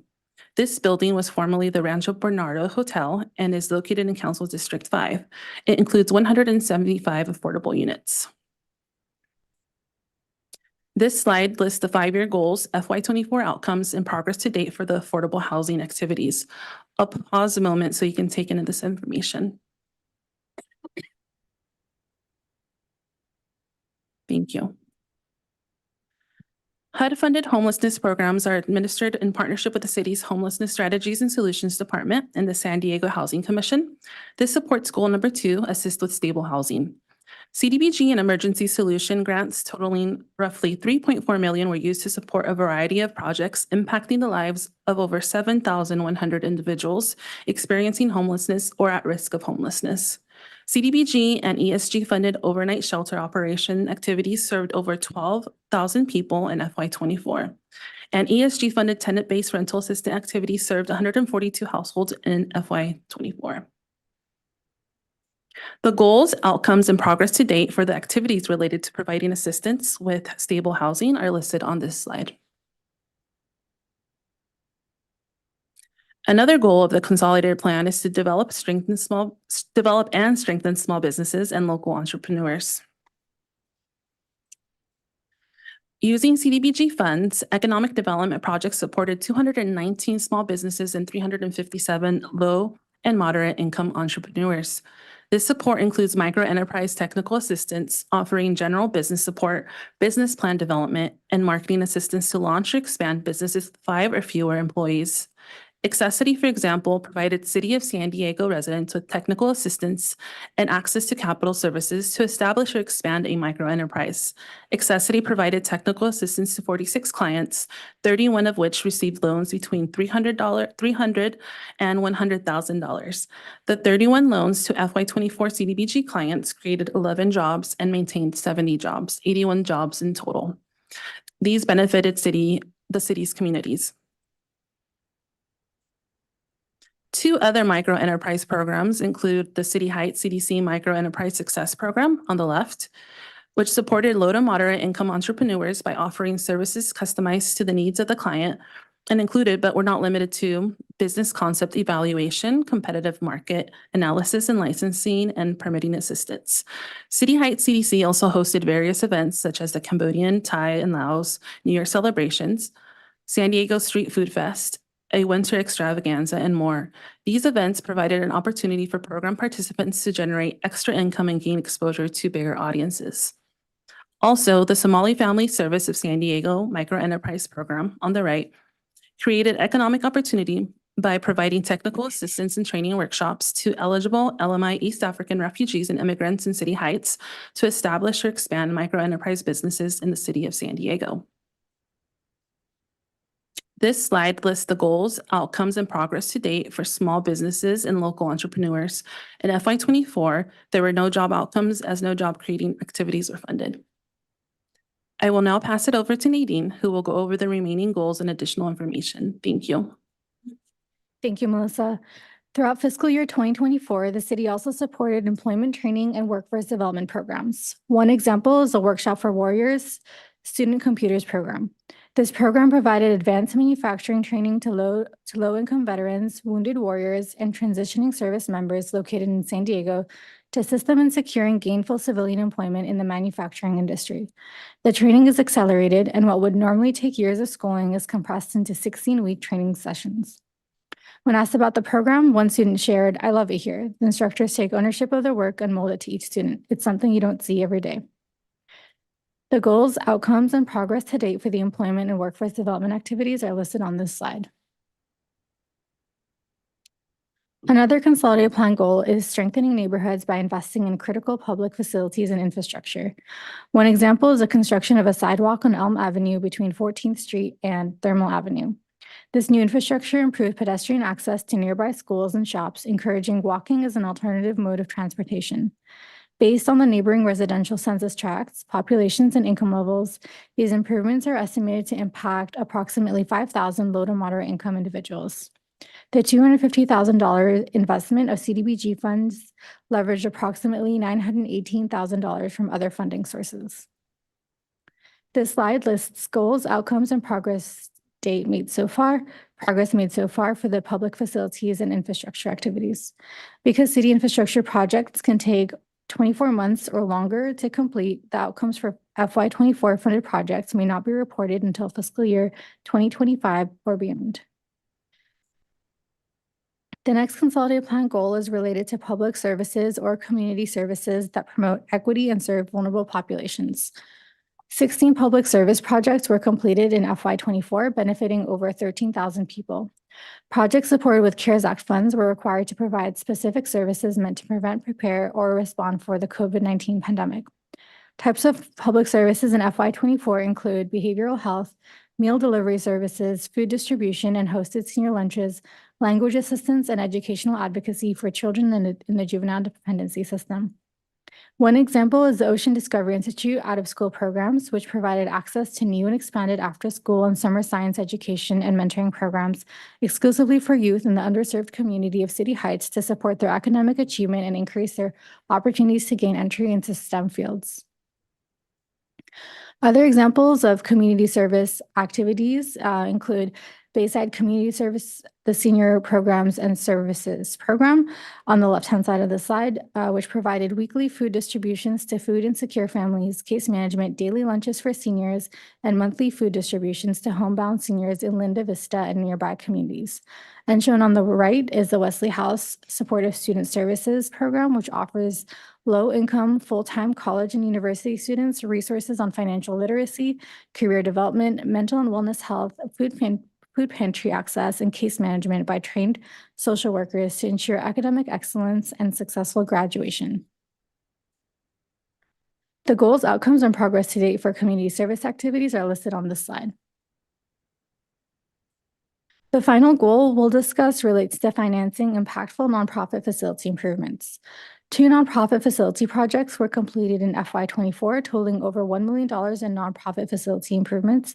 One example of this is the Family Health Centers of San Diego Diamond Neighborhoods Remodel Project. This project added 7 new exam rooms and interior renovations to the working stations and lobby, replacing a sink, overhead sprinkle, and equipment needed to provide primary care to patients. The heating, ventilation, and air conditioning system was also replaced and upgraded to provide more capacity to meet increased demand and expand access for low-income San Diegans. The photo is of the newly constructed office in the front lobby, which did not exist before. On the right of the slide, you can see the completed HVAC improvements completed by Urban Core at their main building. This facility improvement included the installation of 14 new water source heat pumps with air purifiers, 5 fans, and 7 UV light air purifiers that prevent the lack of airflow in these buildings. It also replaced the central cooling tower and boiler in the main building. These facilities are being used by young adults who were unable to complete their high school education due to their immigration status, language barriers, and homelessness. This upgrade brings an opportunity for these students to complete their high school education as well as career advancement opportunities and job placement in the city. The goals, outcomes, and progress to date for nonprofit facility activities are listed on this slide. Economic Development Department staff engaged in several administrative efforts in FY24 to ensure the delivery of quality programs. These efforts included conducting 1,194 programmatic and fiscal desk audits, in addition to construction site visits and remote monitoring. Also, to increase the capacity of nonprofit organizations, community development staff held over 40 technical assistance meetings with nonprofit organizations to better position those organizations to receive grants and deliver valuable services.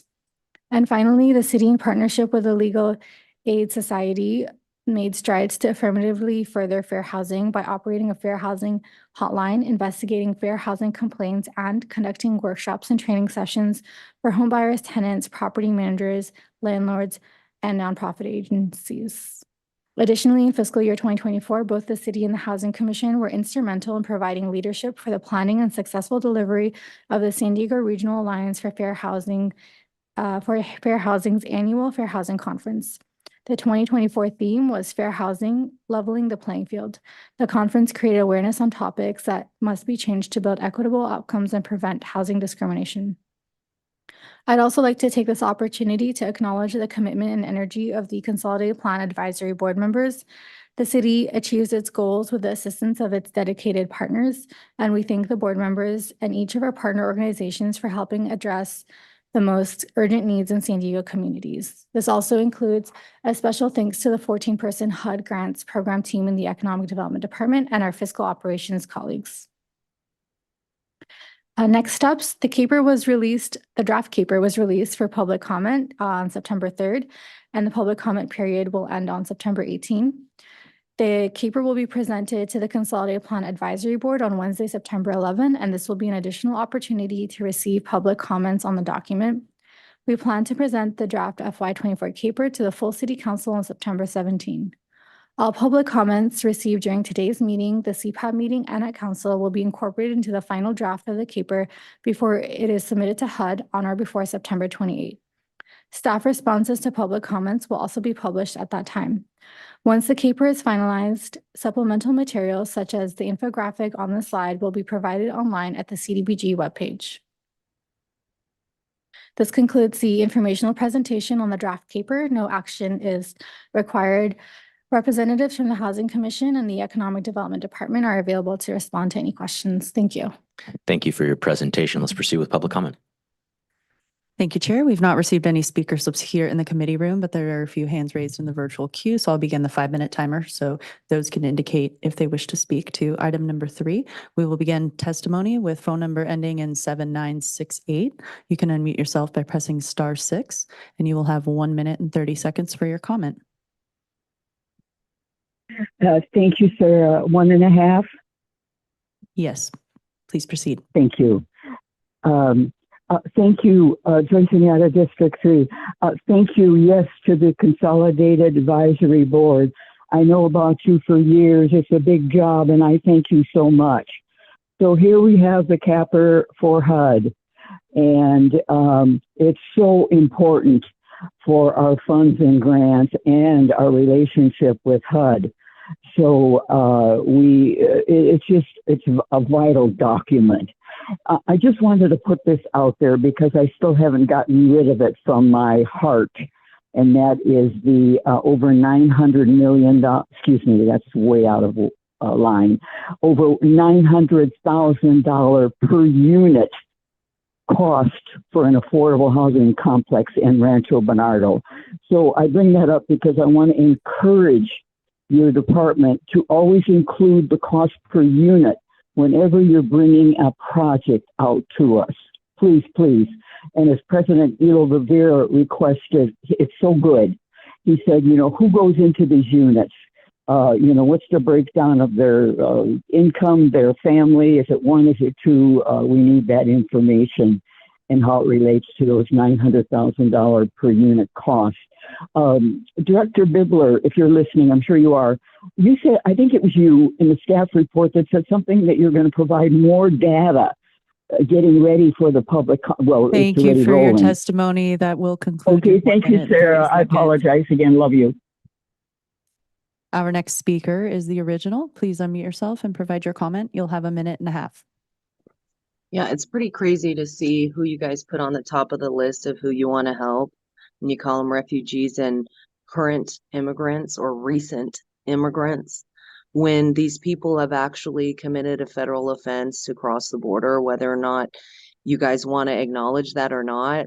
It's sad to see that they get, you know, the priority over other people in the community. In fact, people who have been waiting for housing for a very long time are pushed to the side, and these people get to be first in line to get all of the perks and amenities and services that the people in the community have been trying to get for very long time.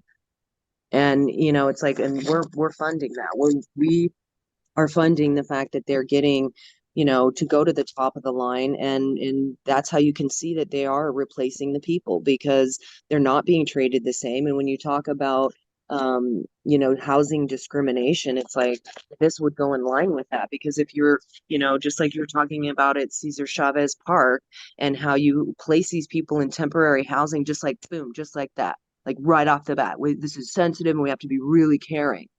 Well, what about everybody else in the community that's literally been waiting for a very long time? I mean, I don't see how you don't see it. It's very sad to see that, you know, people can be pushed aside and don't get the same treatment as if you were to commit a federal offense. Then it's like, hey, there's incentivized to do it. Thank you for your testimony. And Chair, with no other hands in the virtual queue, this concludes public comment on item number 3. Thank you to members of the public for commenting. This is an info item, so no motion is required. I will kick us off with our committee member comments. First of all, I want to thank Melissa and Nadine for their unwavering dedication to ensure the city's HUD programs are not only run efficiently, but also align with the community priorities. That was very apparent from the multiple organizations that receive our city's help and your good work towards that. A HUD update wouldn't be complete without acknowledging the incredible work of many of those organizations in District 7. Those include Bayside Community Center and Home Start and Kitchens for Good, and the city's HUD funding supports a range of sectors critical for improving affordable housing and economic opportunities for San Diegans. So partnering with those community organizations is one of the most cost-effective ways that we can achieve quality outcomes, and I'm really grateful to our city staff for all of their good work in partnering with them. Looking to see if we have any comments or questions from my fellow committee members. I don't think we have any at this point. I know that, nope, yes, Councilmember Foster. Thank you. Thank you, Chair. And thank you for the report and the work that you do. And I understand this is more of a regulatory type document, I'll call it, or refer to it as such.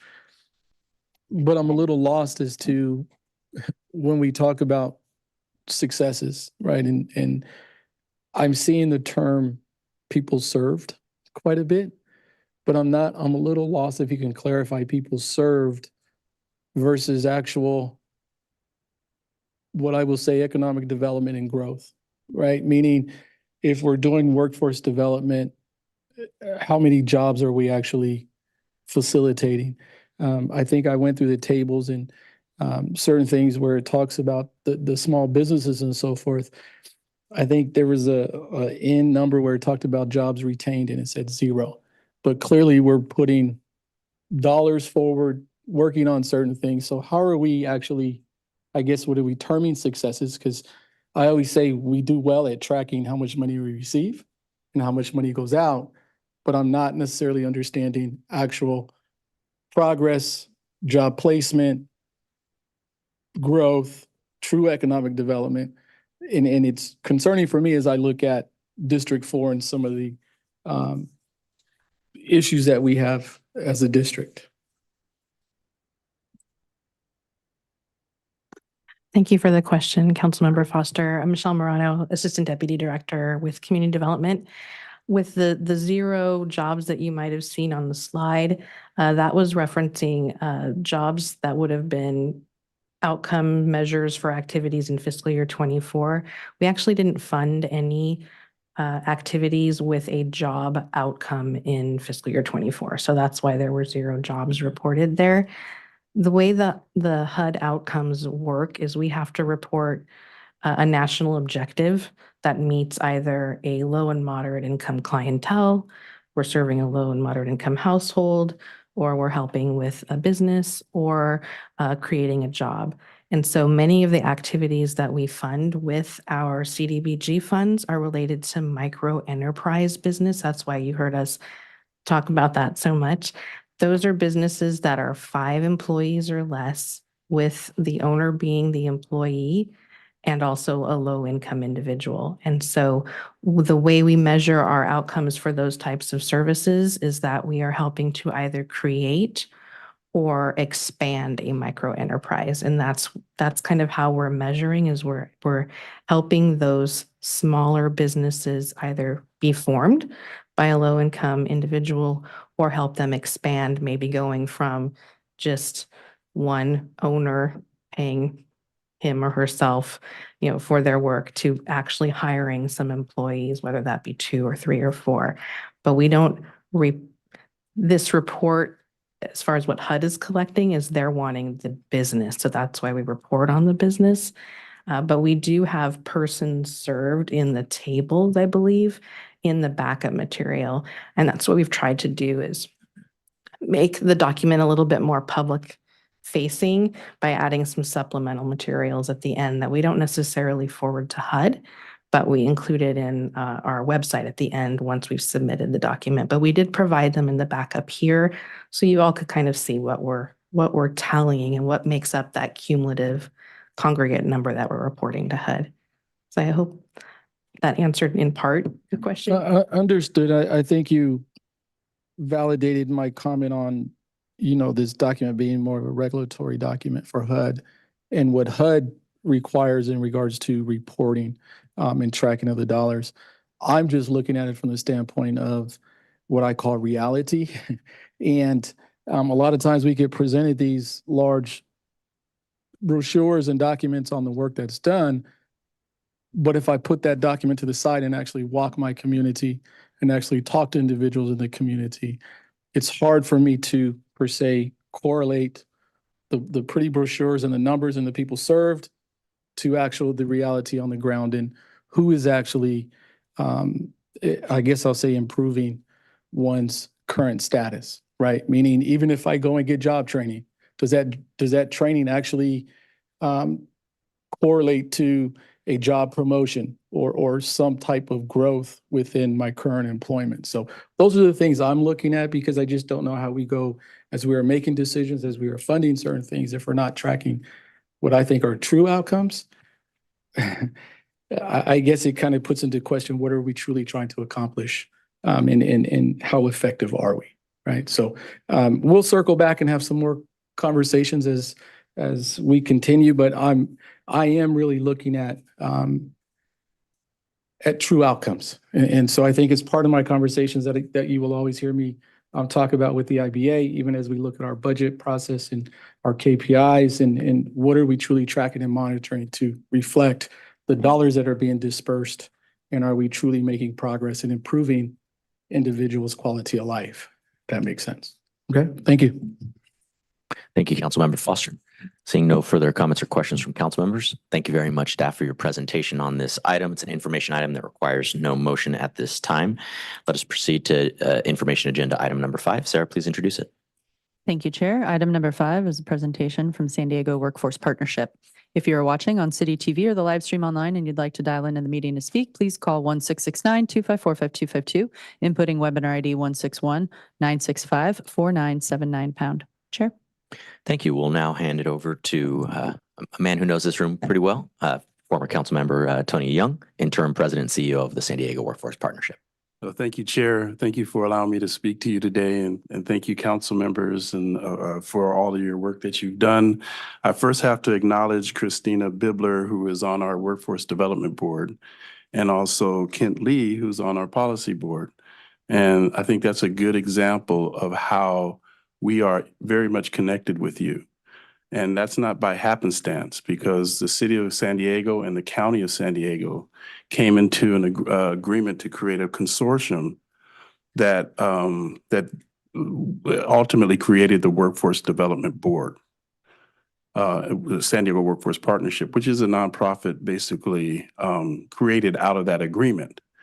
And what our job is, our role is to create opportunities for individuals to be trained in the San Diego region, but also on the other hand, on the other side of the coin, allow or help facilitate the creation of training programs that help support our region's economic vitality. So we have two responsibilities, and we do it on behalf of the city of San Diego and the county of San Diego. We're one of the largest workforce boards in the region, in the country, really.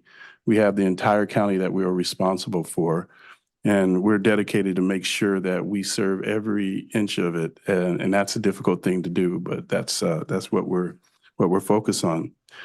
Councilmember Foster asked about numbers. We have some numbers here for you. This last year, we served 76,000 job seekers, individuals who called in looking for service. We either enrolled them, provided them some kind of guidance, enrolled them in apprenticeship programs or on-the-job training, or provided supportive services. There's a number of different supporting elements of that. But I also want to say that we did also supported employers in regards to this. So if you see the numbers here, last year it was 803 employers in the region that we served in a number of different things, and I'll get to that in a second. Next slide. Wanted to also speak on something that I've heard a couple of times, even today. What about equity and opportunities when it comes to our service and the services that we provide the entire region? And this is the breakdown. As you can see, we have a pretty equal number of female and male participants. But you can also see that the participants by race and ethnicity are pretty equitable for this region. Probably, I think we're doing a good job in servicing individuals who are underserved in this community. Just so you know, the way that we serve individuals, obviously people will call in, but we have 6 career centers throughout the region. And what we do is provide services that way. People walk in and we provide all the different services that we'll talk about throughout this presentation. One of them is on Imperial Avenue on in the 4th District. We have one in East County, North County, and also in South Bay. Next slide. These are from last year. I think we've improved in how equitable we are when it comes to presenting services for clients and basically your constituents. This is the breakdown when it comes to our council offices or council districts. And also, if you look on the other side, we also serve the county, as you can see, and that's the breakdown down there. I think when it comes to our role in this whole workforce development world, one of them is to make sure that we're more equitable in the service that we provide. And when it comes to region, and so we're working very hard to provide more services in Oceanside and East County because they deserve service also. Next slide. So just want to give you an idea of what types of services we provide. We provide services to dislocated workers, folks who have lost their job because of all kinds of reasons. I'll give you a good example. We had a flood earlier this year. Many of those individuals were dislocated because of that, and we provided a number of different services for them. Low-income individuals, parents and families, young adults. We have a program for foster youth that's very successful. We have a program at the YMCA for Black Opportunity Youth, veterans, and also justice involved in some of the other bullet points that you see there. I think we do a pretty good job doing that. Next slide. So I said on the other side, though, we provide services for individuals who are looking for training, but then on the other side, we also engage with businesses. These are the different types of services that we provide. We provide new hire training services, incumbent worker support. The individuals need to upscale or upskill the individuals that work in those businesses. We provide that service. Layoff aversion activities. We do a lot of work with rapid response and business downsizing assistance. When someone is laying off or a company is laying off folks, we get a notice and we provide services not only to upskill them for another job, but also place them in a job that will fit their skill set. We do workforce recruitment assistance, and strategic planning and economic development is something that we do with a number of our colleagues and partners. Next slide. Well, as I said, we do both sides, job seekers and employers. And these are a lot of the things that we do that support many of the things that you are interested in at the city. I was interested to hear during our presentation, your presentations that you heard today, that almost all of them talked about workforce development. Each one of them did. And what I guess the message that I really want to say to you, Chair, and the rest of the committee is that we're quasi-governmental, and look at us as a department to support what you want to accomplish. Many of the numbers that I showed you, I think you should take credit for those because you have the leadership and the guidance of the city council member and also your economic development director. So we do a lot of these different things. We work to identify skill gaps for training opportunities for folks. We organize community partners for the right types of programs that are important for this region. And we design and fund programs that will match the issues that are important and the needs that are important in this region. I wanted to show you this slide because I thought it was very important to show you, kind of illustrate what my main goal was today, is to make sure that you understood that we are trying our best to align with the things that are important to you, things that you are working on. And this is a cutout of your economic strategic plan. And if you look at the check marks, we probably could have checked all of these, but if you look at the check marks, they actually, the work that we do align with the things that you have identified in your economic strategic plan. Everything from expand middle and high income job opportunities. We help do that. Provide training and support to prepare workers for middle and high income jobs. That's what we do. Provide services to help individuals secure and sustain employment. We do that. And so when you look at your goals and try to look back throughout the year and see if you've accomplished some of your goals, I think that you can look to our numbers to help you justify the work and the plan that you have based on the work that is being done on your behalf. This is another opportunity. If you go to the next one, this is another example of your economic development strategy and all of your different initiatives that you have.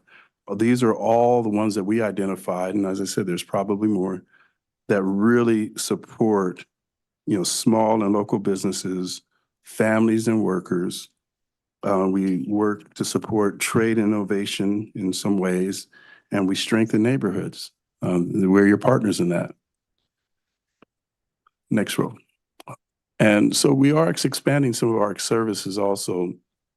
There's a great need based on some conversations I've had with you and direction from our policy member, Kent Lee, and his colleagues. We've worked to identify almost $5 million in reentry work services. We know that part of your homeless problems, your unemployment issues, folks just not being able to get jobs, some of it has to do with folks getting out of jail and not having anywhere to go.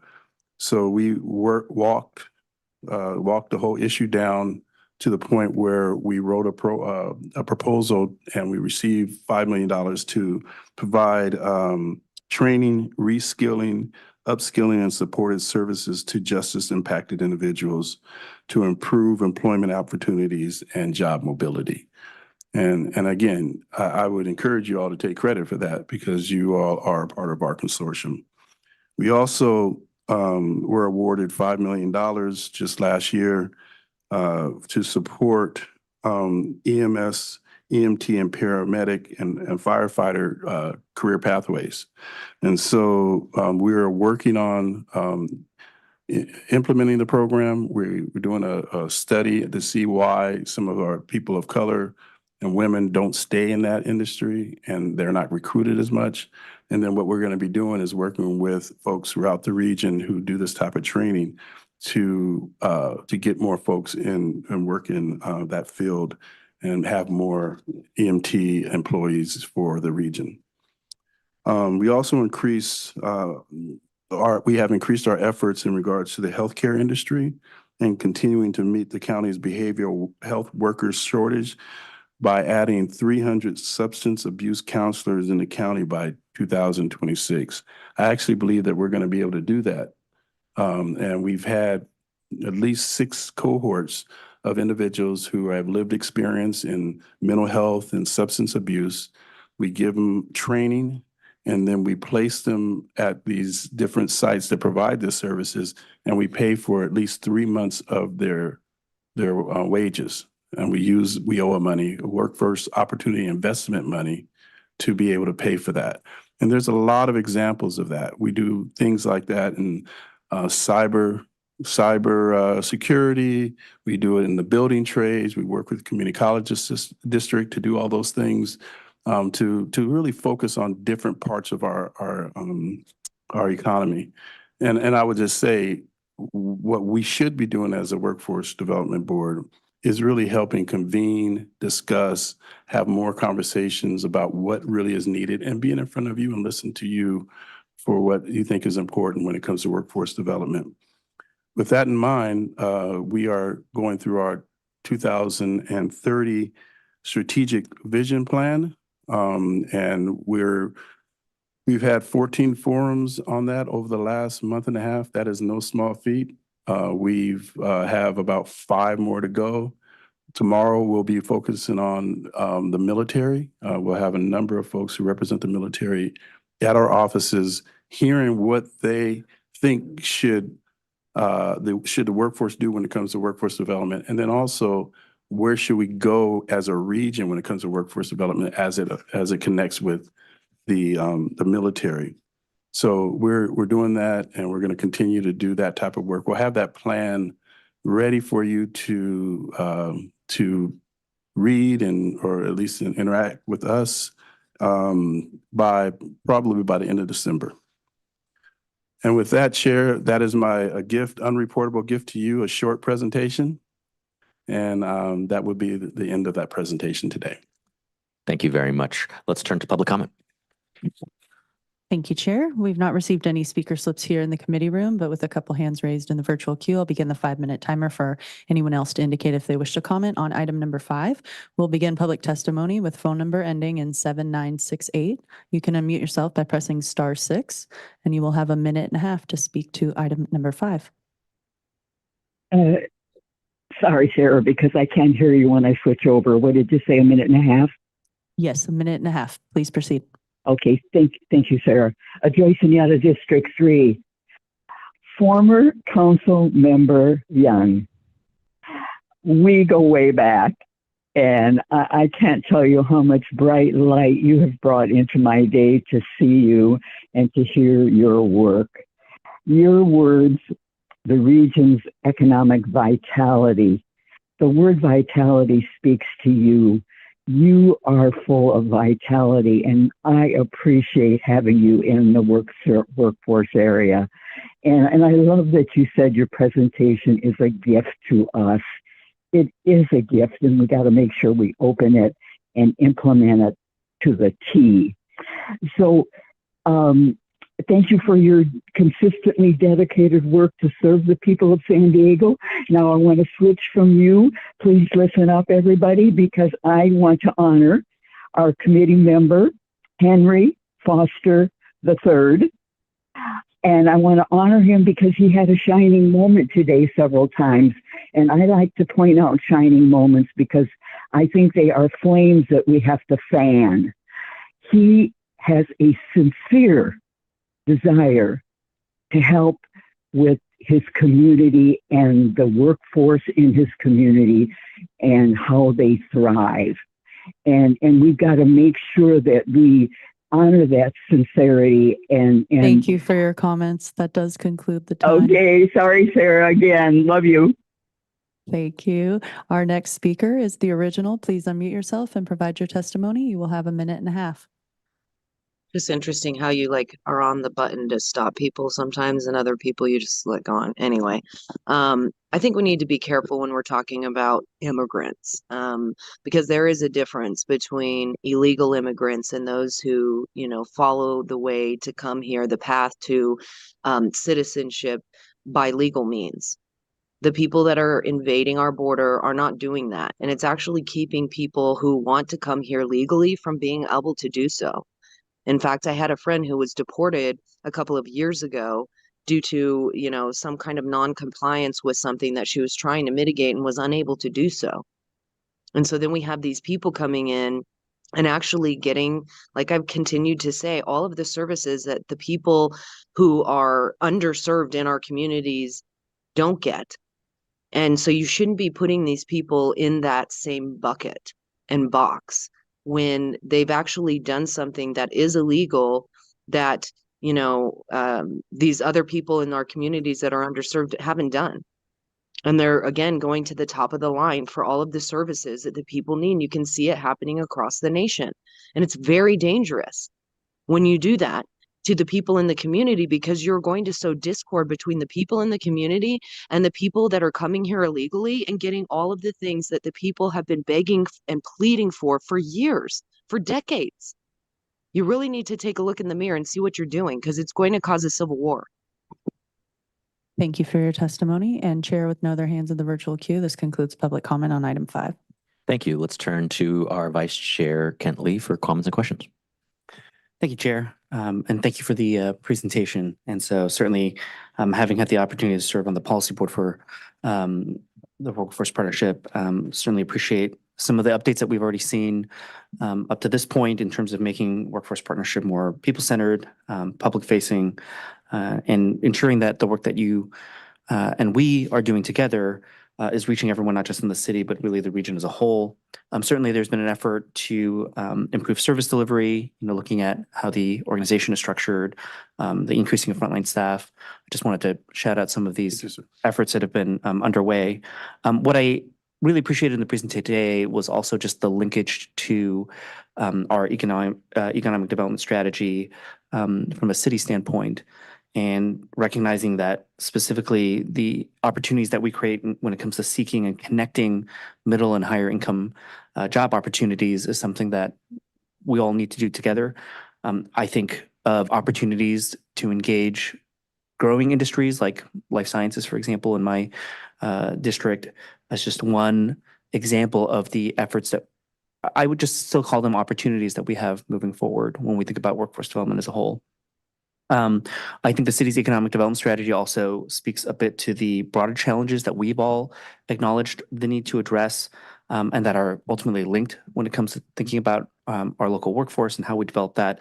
And these are issues that may not be on the top of folks' minds right away, but housing affordability, the availability of childcare, When we think about small business support and how that has a linkage to the ability to support a workforce, nonprofit partners within our community, something that our workforce partnership certainly spends time engaging in relationships for. I know you mentioned towards the end that part of the effort underway is the Strategic Vision 2030 plan. Yes, sir. And a number of the forums that have been hosted so far. Curious what the feedback has been thus far and where you see the alignment is.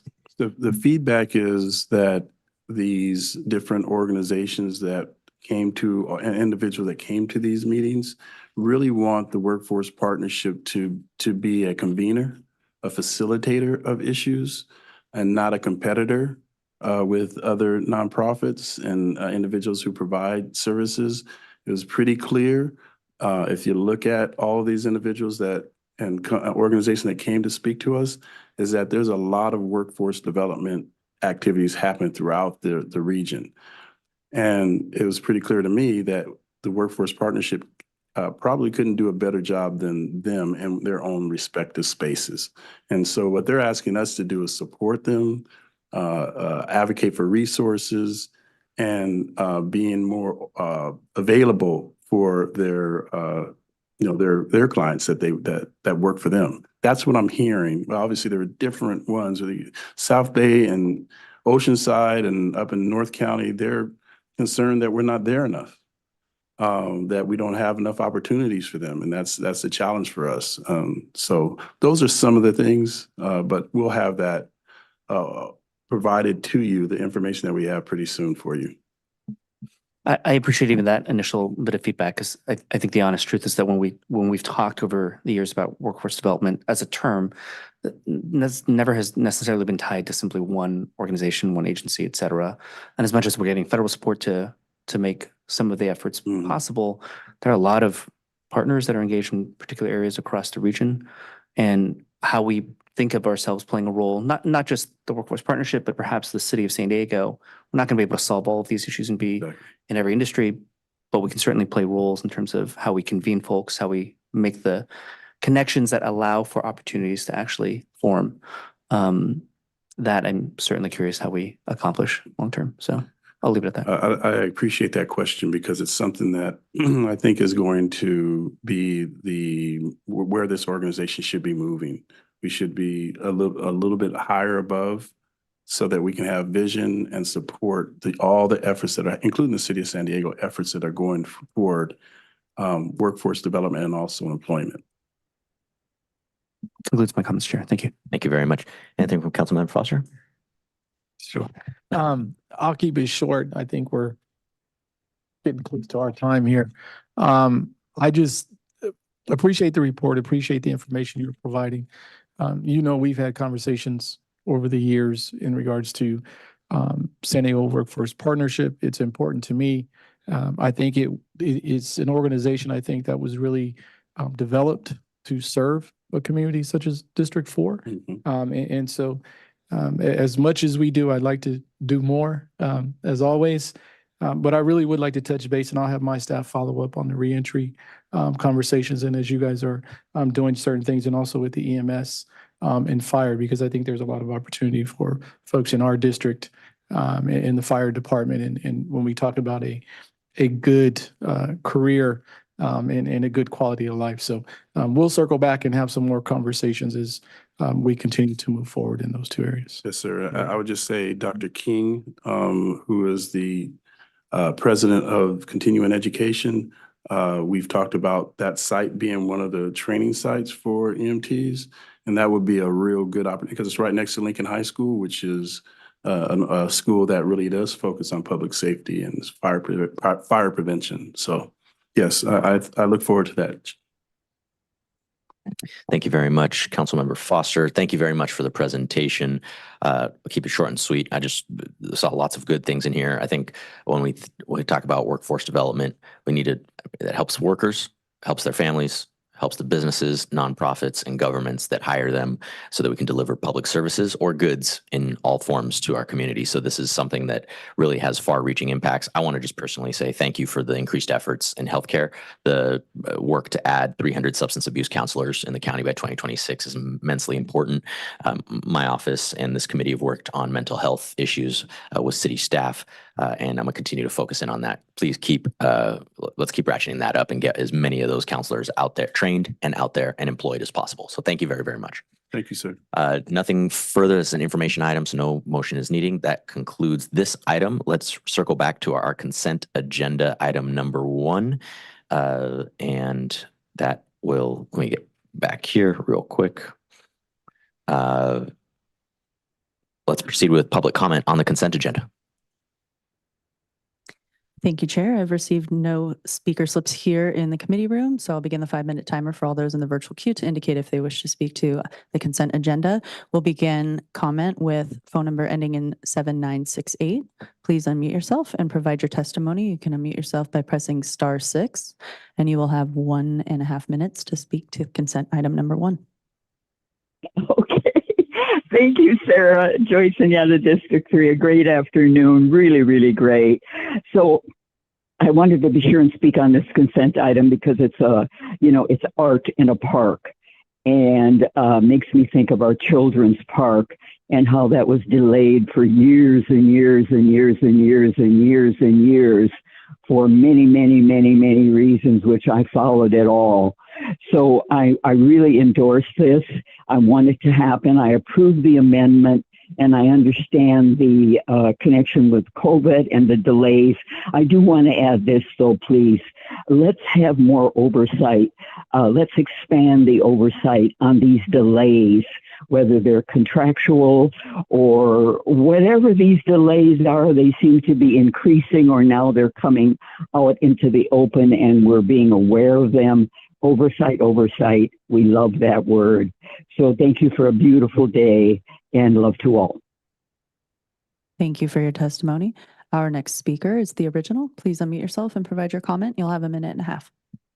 That's just a little interesting that there's been delays. It's not really specific on what the delays are, but what a great way to just get more money in your pocket if there are delays, because what's this $40,000 going to be going towards? I mean, just because there's delays, it's like then it brings it forward, a dollar amount. And so, I mean, I don't understand how that's going to mitigate the delays, if there's in the like a cost increase or something. I mean, it's crazy how much money gets thrown around. And the fact that this is already now going to be a not to exceed of $205,000 from $165,000. I mean, it's a wonder what's going to happen next, and it's going to be delayed again. And then what are you going to go into the $300,000 range? I mean, because just like with an NGO, it seems like this would just be putting money into somebody's pocket, that it's not really going to make up for, the delays and how all of a sudden there's like a $40,000 cost increase for the project. I mean, come on. It's like, this is the people's money, and this always happens. You're always exceeding your not to exceed amounts. You're always, bringing forward something that, oh, this has been delayed for whatever, whether it be COVID or this or that.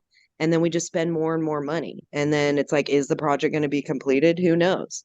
But it's just sad to see how much money is wasted that the people work really hard to give to you guys. Thank you for your testimony. And Chair, with no other hands in the virtual queue, this concludes public comment on item 1. Thank you very much, members of the public, for calling in. I will make a motion for approval of item 1, the consent agenda. Do I have a second? I see a second from our vice chair. Any questions or comments on this item? Seeing none, we'll call the roll. Vice Chair Lee? Yes. Councilmember Foster? Yes. And I'm a yes. That passes unanimously with our 3 members present. Thank you to the staff on that item who waited for us to get to it so that we could have the folks who are in person get on with their days. That brings us to the conclusion of our agenda. We will conclude today the Economic Development and Intergovernmental Relations Committee to our next meeting, which will be Wednesday, October 2nd, 2024 at 2 p.m. Thank you. Have a great day, everyone.